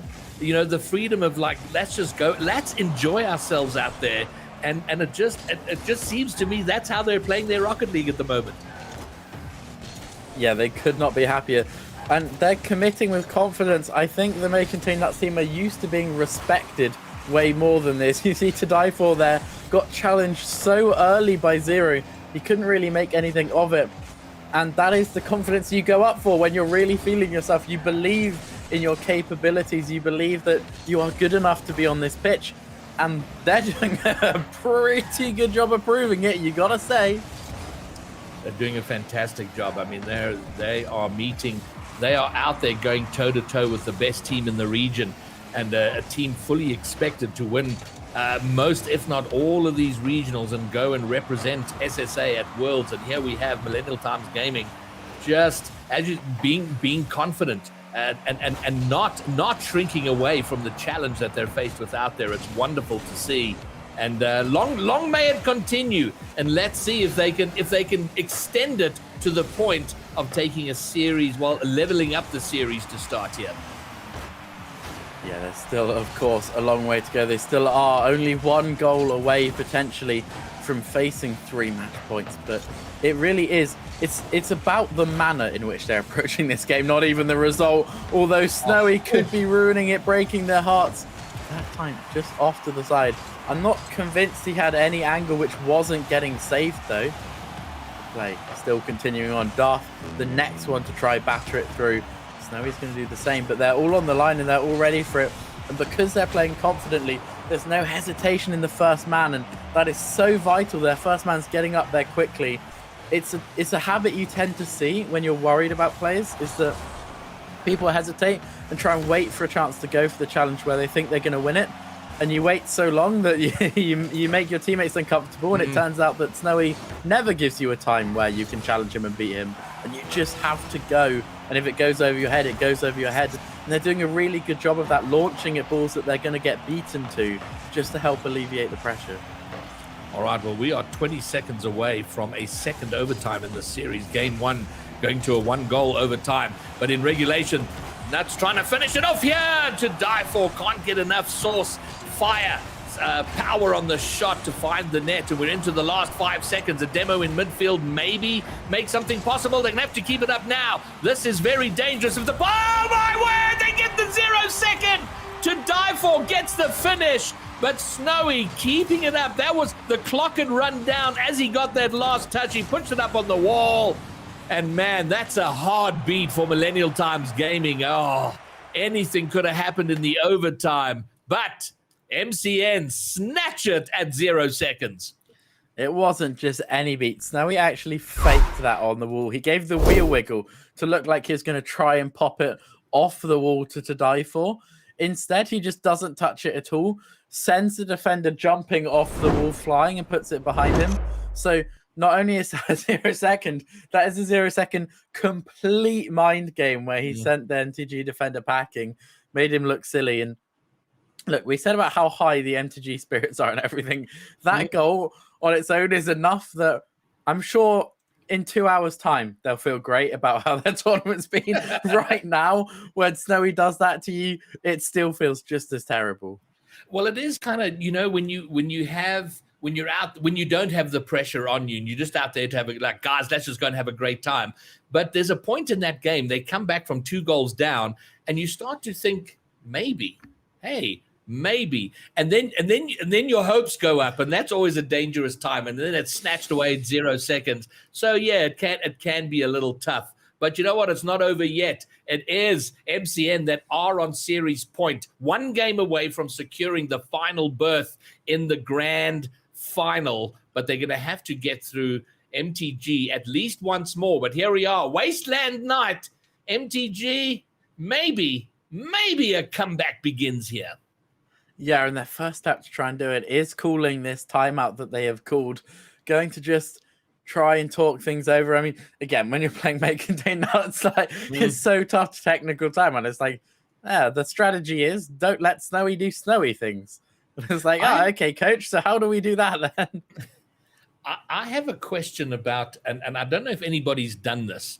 Is there a place for a team that's winning? Like now, MCN, they're on series point, for them to call the timeout, just to disrupt things even further.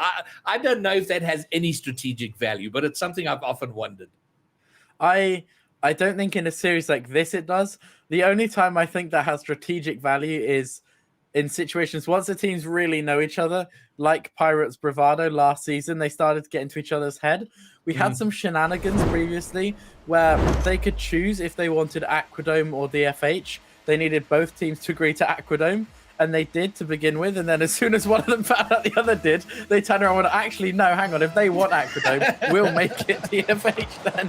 There was just some little mental trickery like that. Once you get to the point where you're really established rivals with someone, I think that almost anything can become psychological warfare. Calling some silly timeouts, definitely. I do think, though, if it's not a team that you know, then they're just like, oh, great. Thank you for giving us a chance to talk more on how to make our comeback. All right, an early chance, Zero, and you've been talking about his finishing. Has an early shot through by courtesy of a pass. It is saved away, and we remain goalless 30 seconds in. But oh my word, we do not.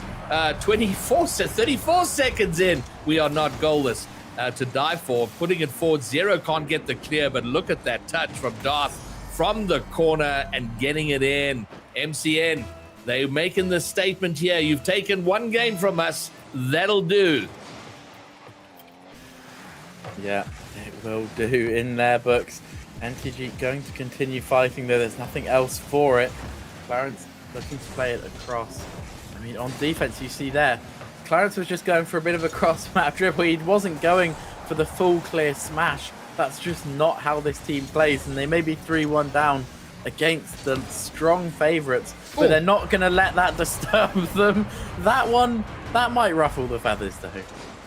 118 k's an hour, Snowy into the midfield to die for, gets there perfect. The timing, I mean, it's middle of the net, smashed in at 118 k's an hour, and that's certainly something I think they're hitting the ball harder than anybody else in the region right now. I mean, when they have a shot at goal, it is being hit with venom. It definitely isn't. Back getting reminiscent moments from game 3, I believe it was, where the game was okay, and then once the floodgates started to open for main containers, they just started to feel themselves and rack up goals quickly in a short space of time. Definitely a real fear of what could come here. Now that they're so close to match point, closing out the series, some teams you say, they're going to start to weaken up, feel some pressure, and you get to match point. These are not players who are unfamiliar with closing out series, though. Well, and that is such a big part of their game, I believe. that killer instinct. I touched on it a little bit yesterday. It's something I lack in anything I do competitively. This team not. When they see the finish line in their sights, they gallop toward it. They're like, okay, let's get it done. They're never taking it easy. It's never like, okay, great, we can stroll our way or showboat our way to the end. It's get there, get it done, and move forward. Yeah, moving forward, the name of the game for May Contain Nuts. Certainly, their eyes will be not just on the final, their eyes will be on having won the final and coming out and saying, yep, Regional 1 in the bag, done. I know that last year, Snowy, when they lost the first regional, that Orlando Pirates team, they lost the first regional, they came out and won the next one with a display of force. And then Snowy came on the interview and said, yeah, we are pissed that we lost one regional. We should have been going 9-9. We're really unhappy that we lost one. Time to come back for more. You just know that before even asking him, Snowy's agenda coming into this season will be 9 regionals or nothing. And MTG are, in their eyes, just one more obstacle on their way to doing that. Yeah, and looking that way now, 3 goals in front.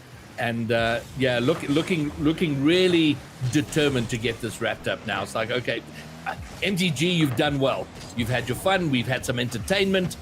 You scored some blinders against us, but we've got a final to get to, and we're running late to die for. Gonna make it a 4th. And you mentioned when the floodgates opened, and there is that feeling about it now. Yes, there is. I mean, this is quite the position to be in. I do not envy the MTG players. 4 goals down now against May Contain Nuts on match point. They've had a great series, but in this position, you're like, oh, if we throw everything at this to try and make the impossible comeback, you just feel that you might lose it by 7 or 8, which does hurt, but it's all you can really afford to do. There's no point sitting back and accepting a 4-0 loss on match point. You may as well just go for it. Well, with 4 goals down, it is kitchen sink time. I mean, you got a minute 40. It's throw it all up, guys. Let's play the highest line we've ever played. Everybody up. Attention, attention, attention! That's and one. they've done just that. That's one. Sweaty Clarence. But the work here from Ram from his own corner, the flick, delicious. Sweaty picking it up.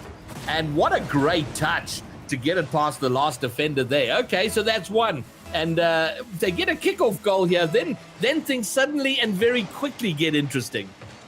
Yeah, I'm just really glad that I was referring earlier to how Sweaty had that one miss. And then after that, his shooting was dialed in and he just could not find any luck. Very happy for his sake to see him land not just a goal, but a really good finish as well. So nice to know that Sweaty has got it there. He's just, taking a moment to get it landed. But, I mean, yeah. We said this game a test for MTG, and that, even if they took 1 or 2 games, that could count as a pass. I certainly think, despite the fact that we're watching Game 5 at 5-1, this really has to feel like passing the test from MTG. Well, it's another best of 7 where it looks like we're not going to visit Neo Tokyo, which makes me a little sad, and we'll have only one more opportunity to see a game on Neo Tokyo, if indeed we do it all. We're sub 1 minute now, and it is May Contain Nuts having the best game they've had of the series. What a pass back to dive for, setting it toward his own net round the corner so his teammates could clear. That was pretty groovy. Snowy on target, but Sweaty is there to take it away. And now it's pretty much rundown clock time. I mean, I think I'm a cautious caster at times, but even I'm going, no, I think they got this. Yeah, I'm not buying into the I think they've got this trade at the moment.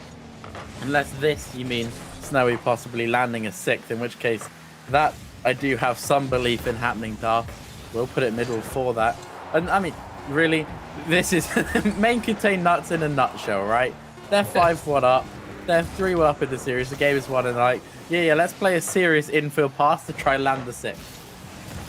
My word. Well, that will be that. The ball will bounce shortly and it'll be done. Almost an own goal to wrap it up. It's still up just for some fun and shenanigans. If there's a rule, whatever that one is, to keep the ball out, it was done. But that is it. Unsurprisingly, May Contain Nuts will be heading into the grand finals to meet, well, who would have thought Orlando Pirates, formerly known as Bravado Gaming. It's the finals rivalry we saw all of last season, and our second season in the RLCS is going to begin just as it left off, with those two teams going head to head with one another. And great series, very encouraged by what Millennial Times have done here, though, Jota. Yeah, it really is. And as you say, for the final, we're moving on to chapter 2 of the great rivalry between what was Pirates and Bravado, now currently may contain Nuts and Pirates. But before we get on to that, I think we need to get Pyro J back in. I want to know his opinions on what he's just been seeing from MTG. All right. Well, Jota, you jumped the shark there, because we had decided that we were going to throw to break and then come back to the desk. So Pyro's not there. So we are going to throw to a break. We're going to come back with the final, and then we will have Pyro on the desk, because I do want his insight. We will get his opinion. We are absolutely going to get his possibly even long-winded opinions about what just went down. But that is it. It is grand finals time. That grand final coming up after the break, with Pyro back at the desk.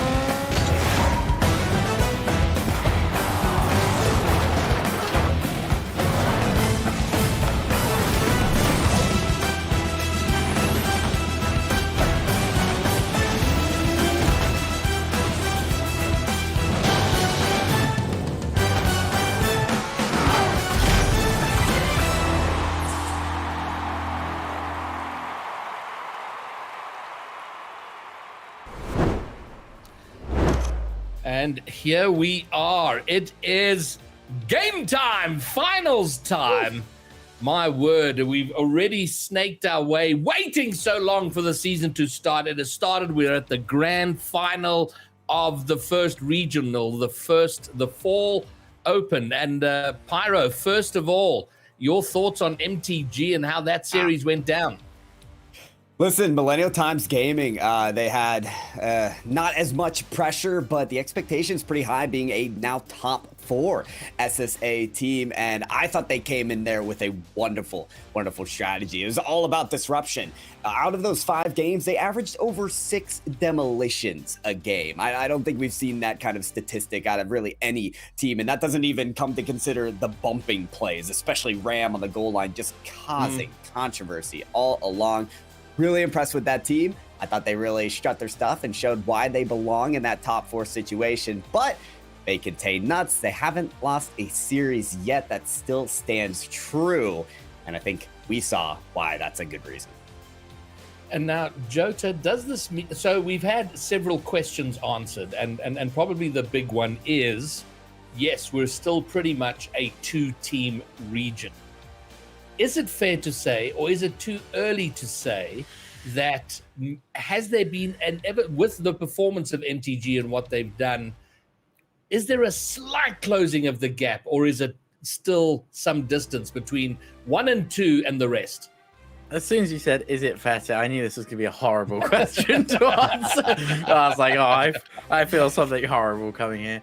Look, I'm on the more conservative side, and I would like to say it's too soon to say, just because ATK actually stopped Bravado from making a final in the latter half of the year last year. There was a point where, very briefly, Bravado looked like maybe they were only third to ATK. I don't think current MTG are necessarily proven yet that they are what ATK were at their peak. Absolutely, though, do I think there's potential for a much bigger fight, and they've been closing the gap. I think there's potential, but I don't want to promise it or wave the banners yet. So it's far too early to say we're a 2.5 team regional or region, but it is promising for the future. And look, I mean, we've said a lot about MTG, but Pyro, they're going to have a bit to prove now with the second regional, because they had nothing to lose, but all of a sudden, in the space of a regional, they're going to come back in regional 2 with expectation and pressure. Yeah, there is definitely expectation and that added pressure, because guess what? You're now not only held to that standard of top 4, but the way that the regional and the split is set up is that third regional is going to be an invitational. If you so much so as kind of drop the ball and don't even make it to the top 8, then it's in question whether you deserve that final spot. So a lot of stakes are going to be on the line. I think they're happy with that top 4, and yeah, Zero's been in that position before, but, Sweaty and Ram had not. They've got that experience under the belt. Now they're ready to do it again against the wonderful teams at SSA, and they've developed so far. So, yeah, Millennial Times, they've got a bright future ahead of them.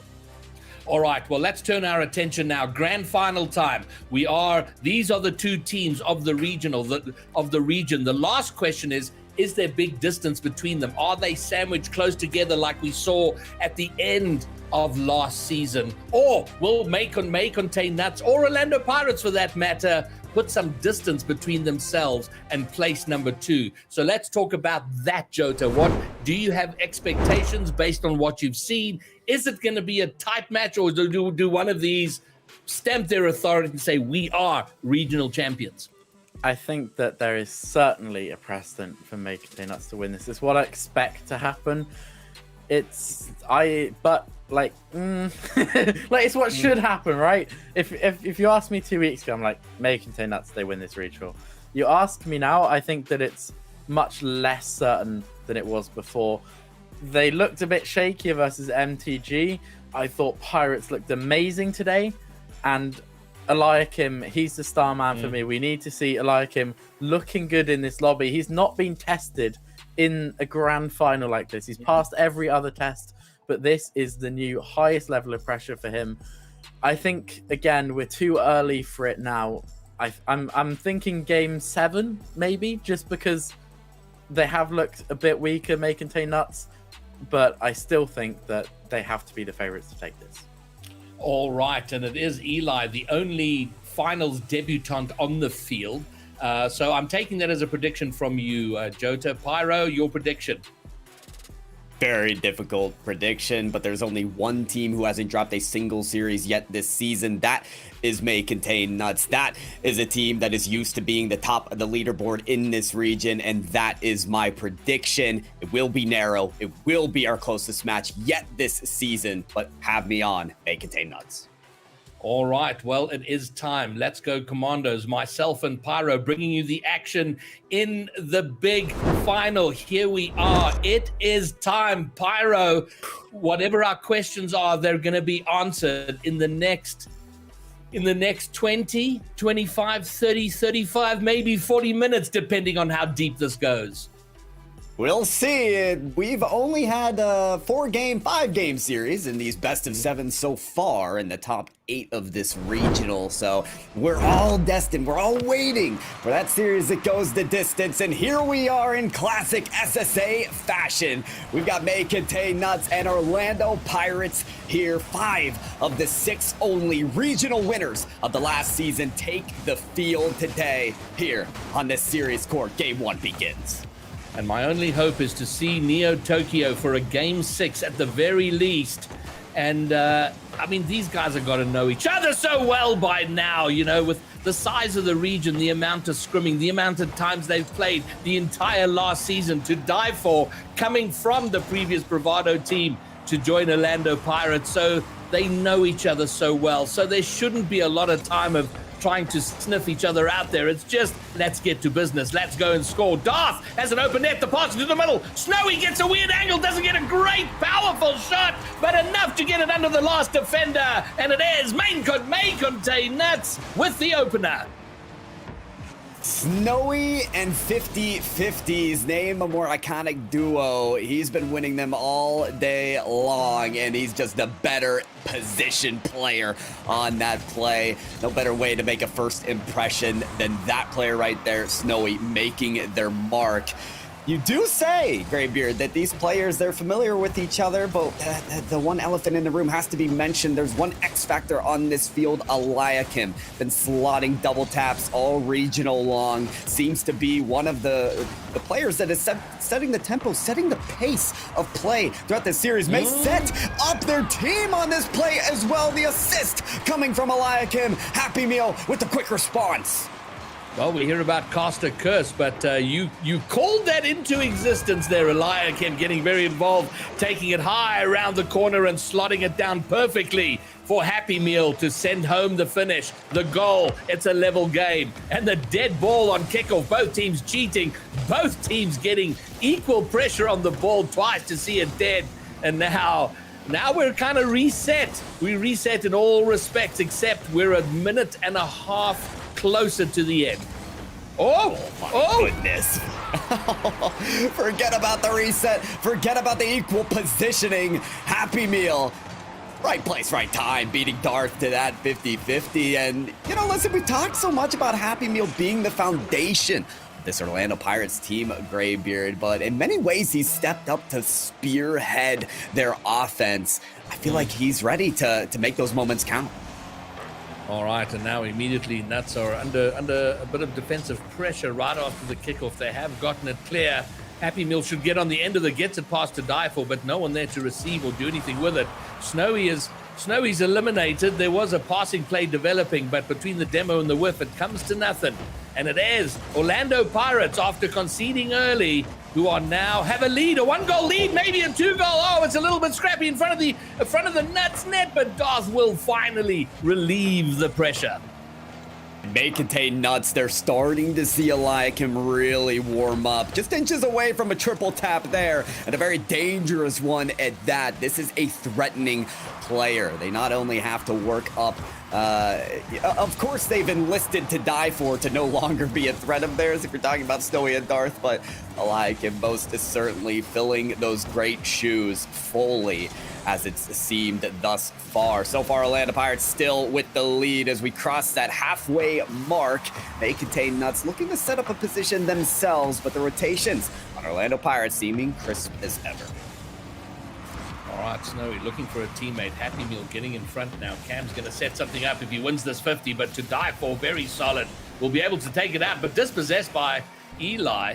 And yeah, this is looking good for Orlando Pirates. They're not there's no doubt that there's nerves, and particularly for Eli, I've got no doubt. But looking comfortable about their job and what they need to do. Daisy, Cams, I beg your pardon. Oh, I'm going to take a while to get used to that. Almost finding the double, but they hang on to their 1-goal lead. Graybeard, there are few things as spectacular in SSA than you shouting the name of Daisy, so it's a hard one to get around. But you know, one thing that's even more consistent than that is Darth slotting the shots for his team as well. We saw a similar approach from Happy Meal on the side of Orlando Pirates. Darth was the one that was beat to that 50-50, so no better redemption play than for Darth to equalize in that manner. And as you would expect, these two teams toe-to-toe, trading blows here. 2 goals all. Snowy trying to blast one through. Eli getting the read of it. Darth now down.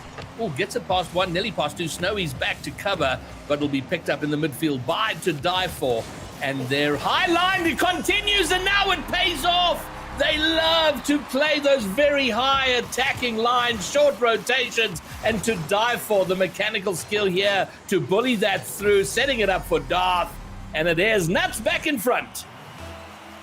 We talk about how picturesque that play was, Graybeard. That is To Die For out-meching his former teammates, Happy Meal and then Cams, to set up the positioning for May Contain Nuts. To Die For knows these players so well as teammates, but now he's bullying them as his opponents and making a new lead for May Contain Nuts. 60 seconds left under that for May Contain Nuts to get the first game win. And you raise that, and it's something we haven't even really talked about, you know, the psychology of playing against your former team. And then also, May Contain Nuts playing against their former org. I mean, there's all sorts of weird things that play like that, which we haven't even really touched on. And I don't know if that has any impact, but it's certainly very interesting. It builds the narrative, doesn't it? It's in the psyche of these players, no doubt. Or isn't it? Maybe they're just focused on the play at hand. Maybe we need to be focused on just that. Under 15 now for Orlando Pirates to score that last one to send it to overtime. And boy, are they building the pressure. Boy, do they start to seem threatening. To Die For to extinguish that possession, as there's still one more lingering as Darth doesn't get the touch he's looking for. Snowy in succession alike, him keeping that ball alive, forcing Happy Meal to keep it up. He's got maybe another touch in unison, but no, To Die For taking it away. May Contain Nuts with the first game win in the first grand finals of RLCS SSA. Well, it was a great game. It was a close game. It was an entertaining game. Both teams having a chance to lead, but given, you know, on the favorites on paper are May Contain Nuts, and you feel their Pirates would have done really, really well to have won that first one. And I just wonder if the momentum it's going to give the Nuts team to have won that first. Look, I don't know. And I've learned a long time ago in a best of 7, never make solid calls based on what you see in game 1. But I do like the fact that it was close. Pirates looking good, but May Contain Nuts, solid team.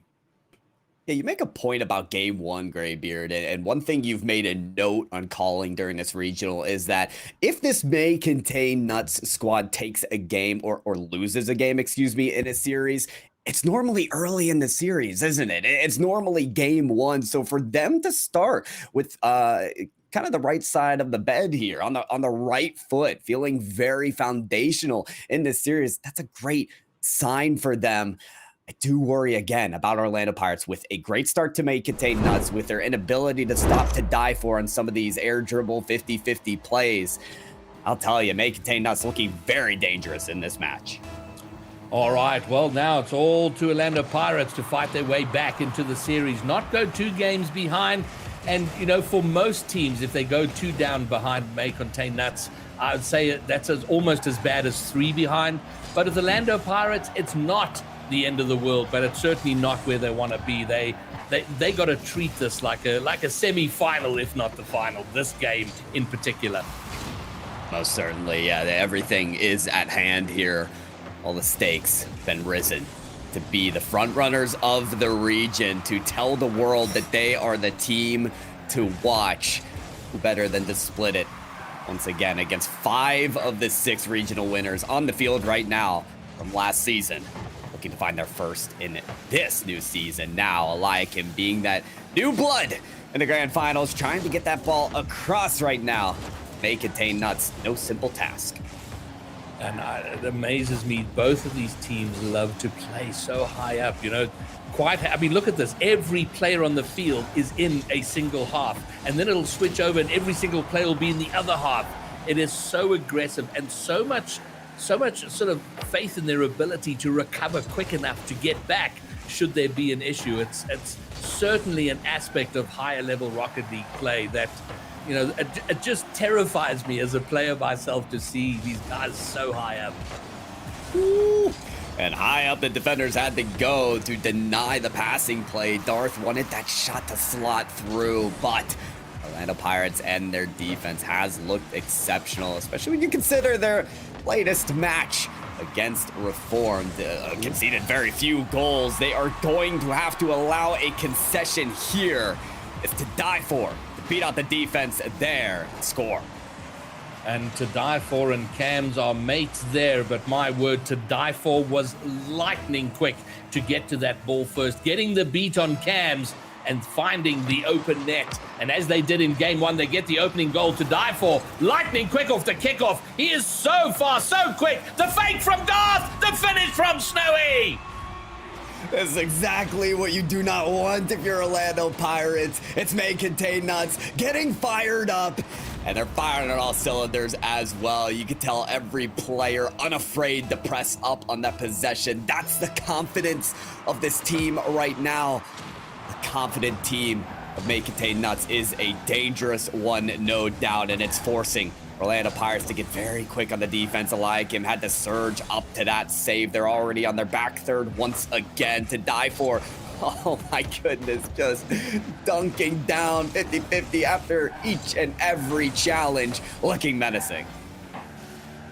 Oh, 2-goal and I don't know if I'm ready to say a comfortable lead because it can turn around pretty quickly, but they're looking like the team that has settled down the fastest. They've sort of locked into a rhythm and they play the quicks of the two teams. But having said that, Eli almost taking it all the way and getting the flick over the last defender, but Darth standing firm, denies him the opportunity, gets the clear, and plenty time here. So no time for Pirates to panic. They've got this. Happy Meal sending it toward the net. To Die For will make it look easy to get back in the touch away. And you're seeing may contain nuts so resilient on that goal line demolition play. You think about almost the practice that they had playing against Millennial Times in the last series. You had MTG going 2 games with 9 demolitions in one, showing the ball on the goal line. It does reach past the crest. The precipice is granted. To Die For, just too good. The angle, too concise. So clinical for may contain nuts. A 3-goal lead now. Graybeard, I think maybe now you could call it comfortable. It is comfortable for the time being, and I'm just amazed that it seems like To Die For has found a few extra yards of pace. He has been so quick in this game. We saw like off kickoffs, up, getting up in the air for the beats, just incredibly fast. And that is terrifying, is when a mechanically gifted player can find the pace to execute those mechanics. It is very, very hard to beat, and it's put his team 3 goals up. And unfortunately for Orlando Pirates, you know, these players have those same capabilities. The unfortunate circumstance for them is they're not being granted that space. Think of how quick on the challenges that may contain nuts have been. Even To Die For there couldn't be for the ball on the challenge, but got the demolition on the player at the latter stage. It's just Orlando Pirates, they're given so little room to breathe here, so few chances to make solo play endeavors. And it's stifling the opportunities for Orlando Pirates. So often we've seen them make double tap chances. But here, they have not been granted those situations. They will not give up, though. They will not go out silently. They still got 3/4 of a minute to make these chances theirs. Well, listen, part of being a top-notch team is also how you deal with things in times of adversity. And there's a bit of adversity here. Yeah, you've never given it up. You've always got to be, foot down, looking to get yourself back in the game and get yourself reset where you have to, and sort of mentally always be in it and always be focused. But for the time being, it is May Contain Nuts. They have this game down solid to die for, almost getting the fourth. Eli's going to deny, but it has been as close as the first game was. This one hasn't been. And that's right. That 3-0 shutout from May Contain Nuts appears to have stuck. And they will grant themselves their second win of the grand finals. Looking very confident as they handily take another win. And Graybeard, you spoke on the mentality. I think we mentioned this earlier, but Snowy, having dropped his first regional loss in the last season, was so disappointed in himself. He wanted so desperately to win every single regional. Don't you feel like he's coming into this same match, this same grand finals with that fervor, wanting to be on top so desperately? There are, in my mind, there are only two players in this region who have an in-depth knowledge of the game and a very strong determination, just to an almost obsessive focus with trying to be as good as you absolutely can be and to win things, and Snowy without doubt. The other is Happy Meal. And he is such a student of the game and so desperately wants to be good and has a single-minded focus about it. Eli is probably a third coming up to that. I think he's also got that. But yeah, when I see these teams out there, I mean, I spoke in the second semi-final about this May Contain Nuts team playing angry is when they do their best. But and that is that, that just taking offense at just dropping a game and like, come on guys, let's tighten it up, let's focus, let's get there. And absolutely, that's what we're seeing here. I said earlier that it wasn't a disaster for Orlando Pirates if they lose 2, but now they're heading into very dangerous waters. They've got to take this down. I don't see them taking a reverse sweep. So this game is almost for all intents and purposes, a do or die. I certainly feel like that. Dangerous waters, as Graybeard said. Will the new Orlando Pirates be able to navigate themselves through it? Or will May Contain Nuts stay on top to die for in that last game? Continuing what's been a grand show from him, 100% goal participation with 2 goals and 1 assist. You cannot deny that is one player to watch throughout the series, and most certainly through Game 3. He's the player taking the shot there, forcing all 3 defenders to jump at it. Orlando Pirates, they're feeling the chaos in this Game 3 already and early on. All right, and then an uncharacteristic miss there from Eli in the midfield, which might have led to something. It's just an indication that not feeling things as well as he was in the semi-final against Reform, and very quickly they've got to find a way to click to get themselves finding each other and pulling off the plays that we saw them do so well against the Reform team. But easier said than done against a team that is high-paced and just coming at you and giving you no space, no room, no second look at the ball. And to die for, once again, being that player to champion that effort, had the flip reset in the extra 50-50. Those extra challenges, those extra touches from To Die For have granted so much possession time for May Contain Nuts in this series. And he's the one being provided the space as well. In a sense, they're just feeding the beast that is To Die For. Darth looking massive on that 50-50, trying to get the exchange over to Snowy, but he's not able to connect for a shot. Cam's leading that ball into a dangerous territory. Not the touch they're looking for. Snowy is going to make them pay. To Die For again, setting that up there, but Cams is going to be slamming his head on the desk like, oh, that would have been a wonderful pass from a nuts player to put it in there for the finish. Snowy getting it, and it is for the 3rd consecutive game. May Contain Nuts who take the opening goal. That's part of the storyline for May Contain Nuts. This is a team you just cannot make mistakes on. We've criticized a lot of teams in this region for not making the moments count. When your opponents expose those vulnerabilities, how do you punish them? They contain nuts. They are always ready to pounce on those opportunities and will not let them go shy. So a first win for them, and maybe a signal for May Contain Nuts to just play very consistent, play very composed, and wait for those vulnerabilities to expose themselves once again. Well, first priority, obviously, for Orlando Pirates is don't concede a game. Be very cautious. Lock it up at the back. Make sure you're covering your end there. No need to panic. Keep it to one goal, because there will always be opportunities, little cracks that you can force your way through to find an equalizing goal. There's been a bump high in the air, but Cams is going to come in and tidy up and make sure it doesn't come to anything. But now Snowy with the ball, and this is better from Pirates. They're closing down quickly, but they're doing all of that from a defensive position. They've got to now be doing that in the opposing third of the field to find the Nuts net. Incredibly true. We've spent so little time in Orlando Pirates, their opponent's third of the field. They do need more possession time. In that sense, Eliakim waiting for the perfect time to send that monster of a flick downfield and could enable this team to crash the boards. Happy Meal doing exactly that, but the angle not perfect. Wants so desperately to continue that possession, but to die for on the other side, beating out the 50-50. It's a breakaway chance, earns another goal for May Contain Nuts.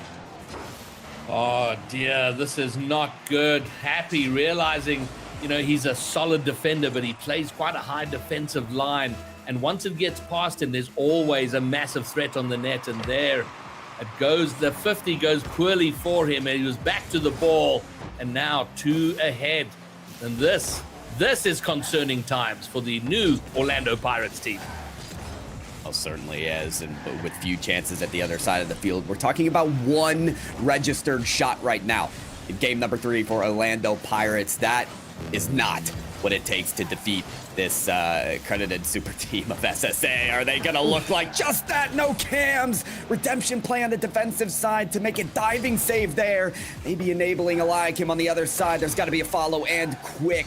Orlando Pirates, the quickness, the speed, it's gotta be there. Demolition on the side. It's from to die for, but appears out of position.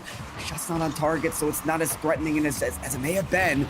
Orlando Pirates, Demolition's coming out once again. Eliakim taking this 50 slow, but a bit too slow to die for, just reaching at new heights, forcing the chaos to ensue along the goal line, and it's the beast of to die for to score once again.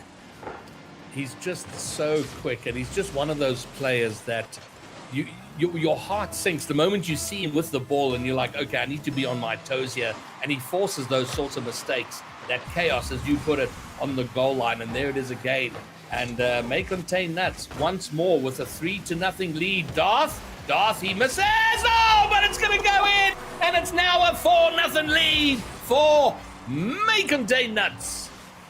The Goliath, oh my Darth, incredible touch, and a slam down to the die for the give and go. The game is sealed, but their dominance only stretches further.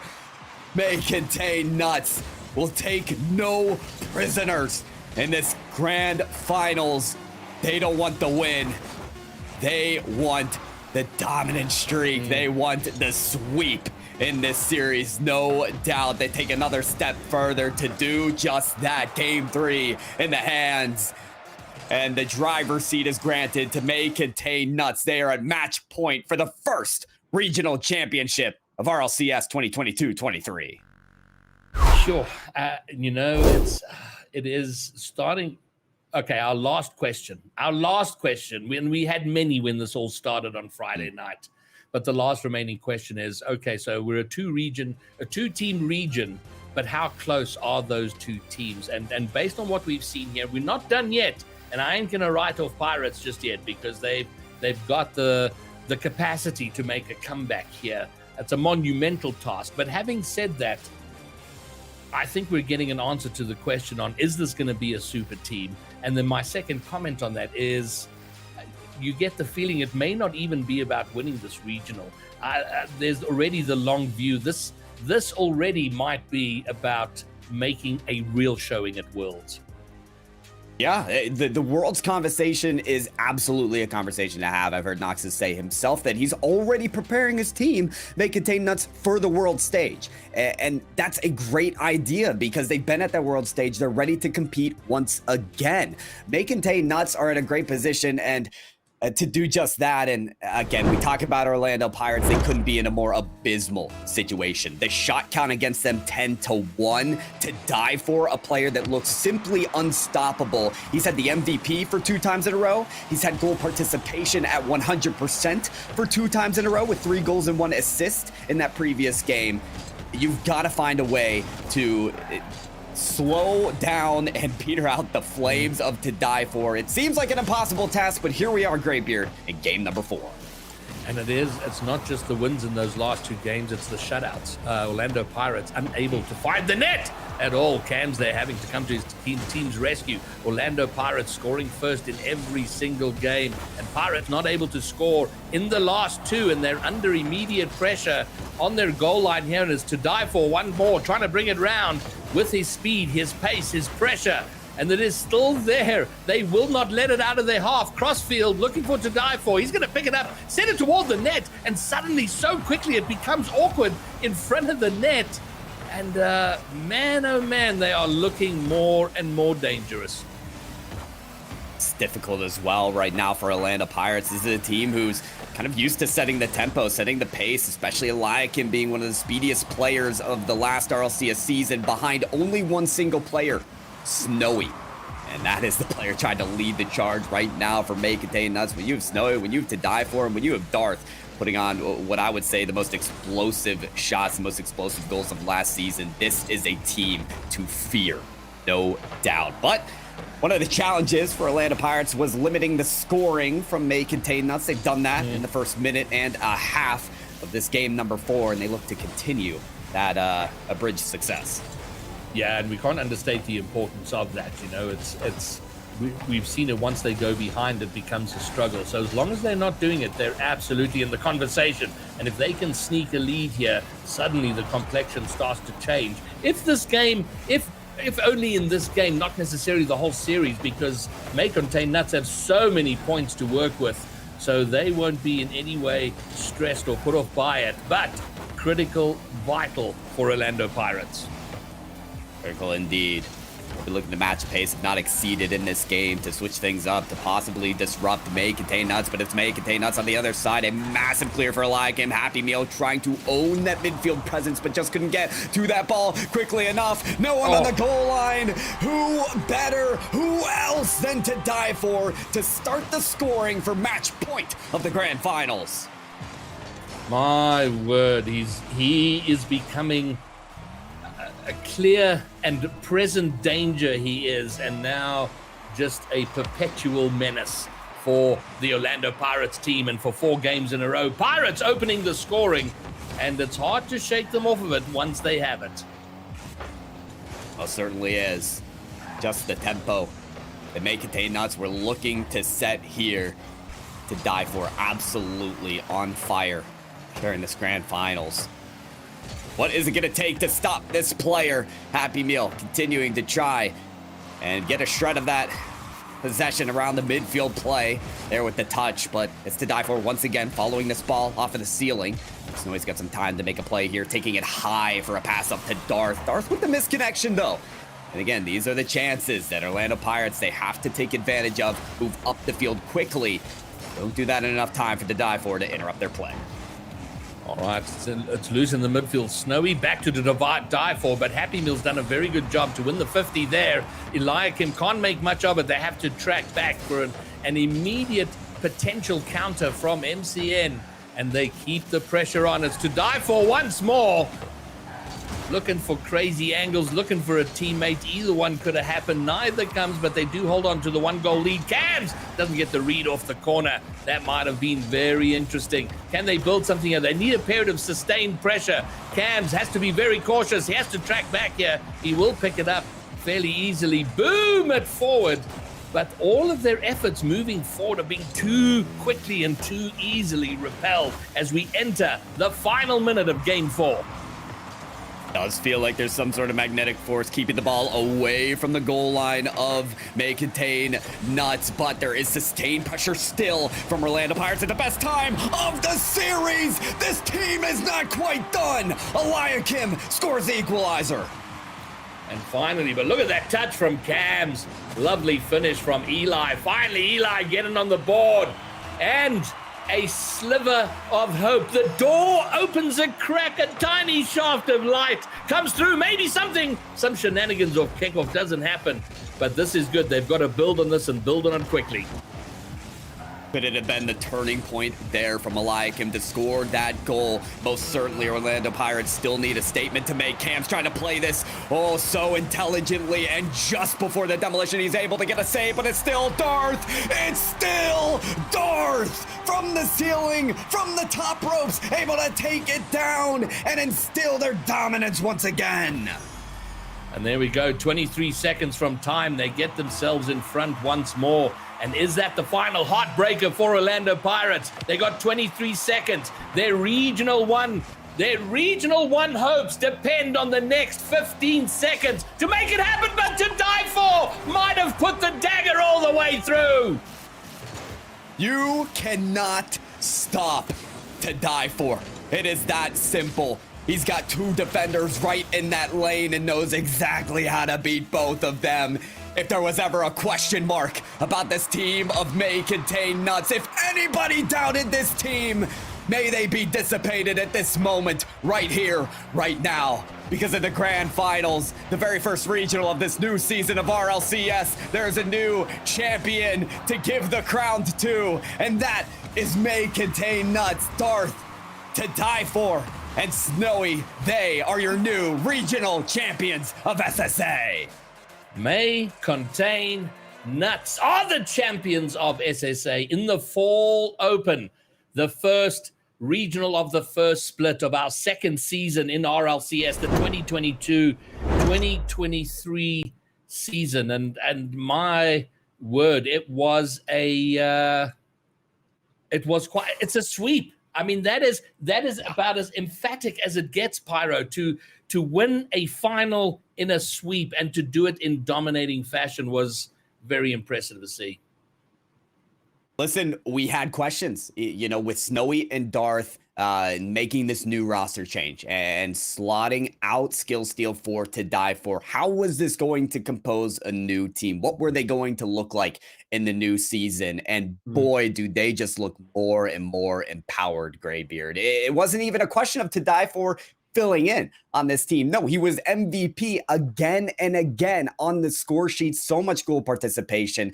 Even on the field, he just exuded that aura of dominance. And I think they found their new place. May Contain Nuts a wonderful series and a well-earned regional championship title. Yeah, well, we need to temper ourselves a little bit and remember that this is Regional 1. We've just got the season underway and rolling, and we don't want to be calling. There are so many potential and possible storylines that may emerge. Every team technically is a new team. They're all still finding their place, finding their way. But right out the gate, we see that the top two teams are the top two teams we had all of last season. But maybe May Contain Nuts, with the addition of To Die For now, taking that step to another level. It does appear to be on another level. You're right, Graybeard. We've got to look at the long term. This is the first regional of a long, long season, and with the roster mania being the absolute earthquake that it was, shaking up the rosters of SSA. I mean, you only have very few teams that kept two players on their same roster, and it was those two teams right there that we saw in the grand finals. Arguably, the team's best position to be to have that inertia, that same dominance that they had in the last season. So you're right. A lot of teams still getting that makeup to work for them. And I think, Graybeard, we do have a long season ahead of us. All right, fine. I think we're going to go take a break. We are going to have an interview. We're going to get Snowy in here for a quick wrap-up interview. And then that will be the conclusion of the grand opening of the first regional. So interview with Snowy after this short break.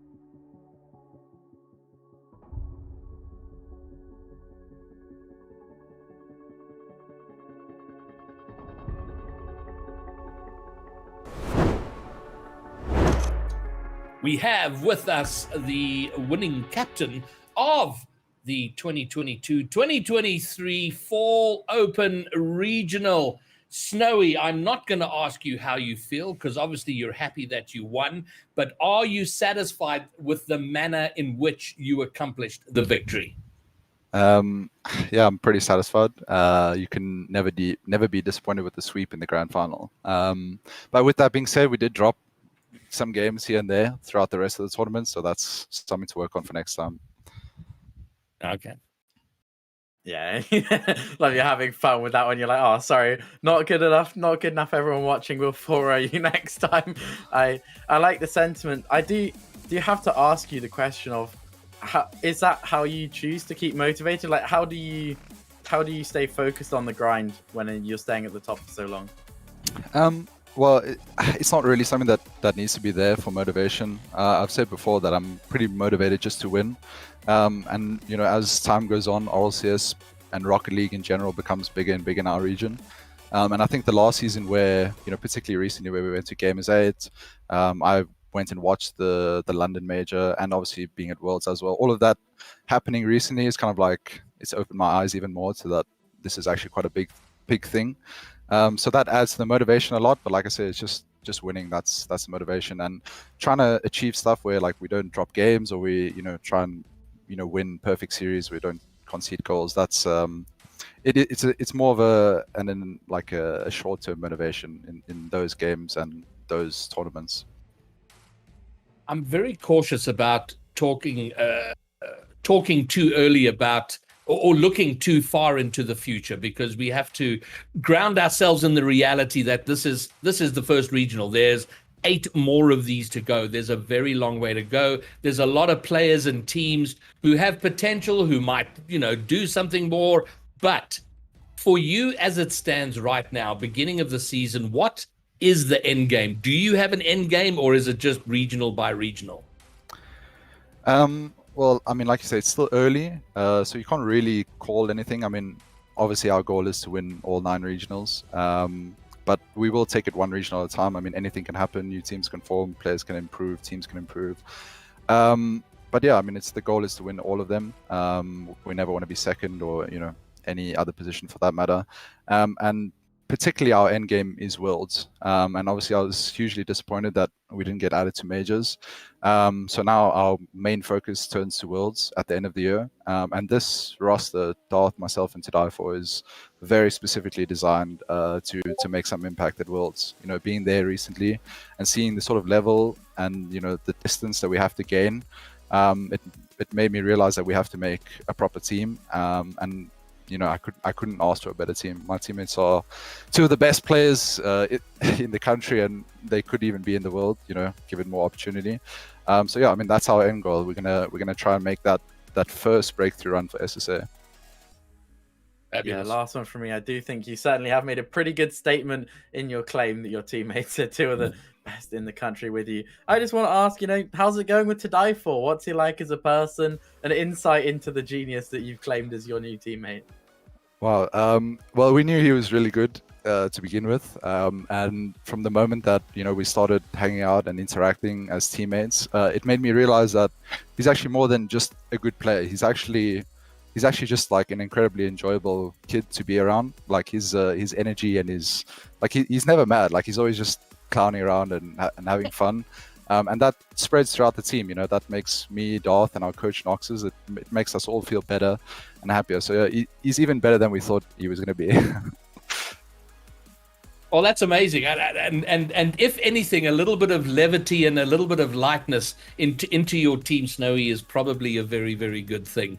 All right, fine. Well, look, we're not going to keep you here for too long. You can go and it's always a weird thing with the online tournaments, because you win a grand final, you know, you want to go rushing out and drinking champagne, but you're all at home and separate, which is kind of weird. But if you are planning any kind of celebration, we'll let you go and do that. But congratulations, a little bit of deja vu. We were here almost exactly a year ago talking to you. You've taken down Regional 1.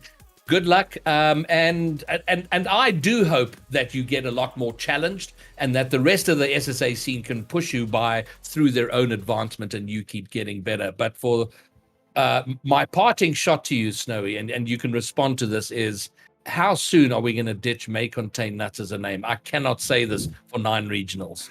It's such a good name, man. I love the fact that you guys have to say it every time. I'm really glad that you brought that up. To any orgs that are watching the stream or watching the VOD back, this is an advert for us. We're not playing for an org. So if you're interested, contact me. we need an org. Thanks for the congrats, and also thanks to the admin team. Everyone working behind the scenes as usual, and a particular thanks to ACGL and all of you guys, the casters, the analysts, for actually making a stream happen, because we didn't have a stream.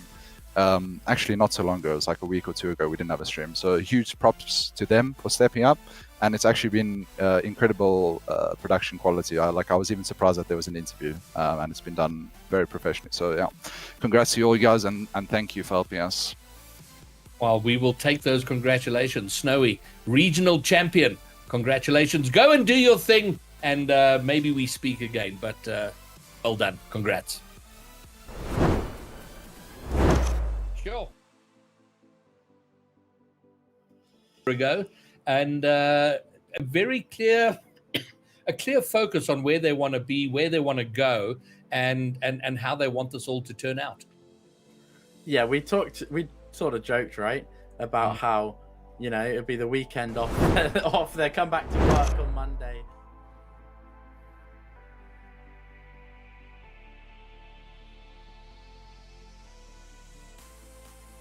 It felt so routine from them. You do know they must get more challenged going forwards. It has to happen. But I mean, what a marker to lay down for the rest of the region. Pyro, you saw it play out. You listened to the interview. Yeah. Let's have your wrap up of the weekend's activities. It is so difficult to wrap up a regional that I think this scene has been waiting to happen for so long. We have teams just breaking out. Millennial Times Gaming farther than we could ever imagine. We have teams that maybe didn't step up as far as we expected them to do so, in terms of maybe Apex Gaming or White Rabbit Gaming, who probably wanted to be in that top 4 situation, who had only lost May Contain Nuts at that sense. But I want to focus on the winners at hand, May Contain Nuts. I think this spoke so much farther than just SSA. This is a team that is trying to push the boundaries, that is trying to get better quicker than anyone else in the region. Why? Because they're not just focused on SSA, they're focused at the world stage. And that forces a lot of the rest of the SSA teams to keep up with them. And I think it's great because it's going to accelerate this region to go farther than their greatest imagination. So really happy with how the regional went today. And boy, I can't wait for more. Fantastic stuff. Pyro, thank you. And Jota, your closing statement for the weekend. Oh, you're putting pressure to make this come up neatly together. When, you know what? How can I come up with something neat when I've been left speechless all day by the quality?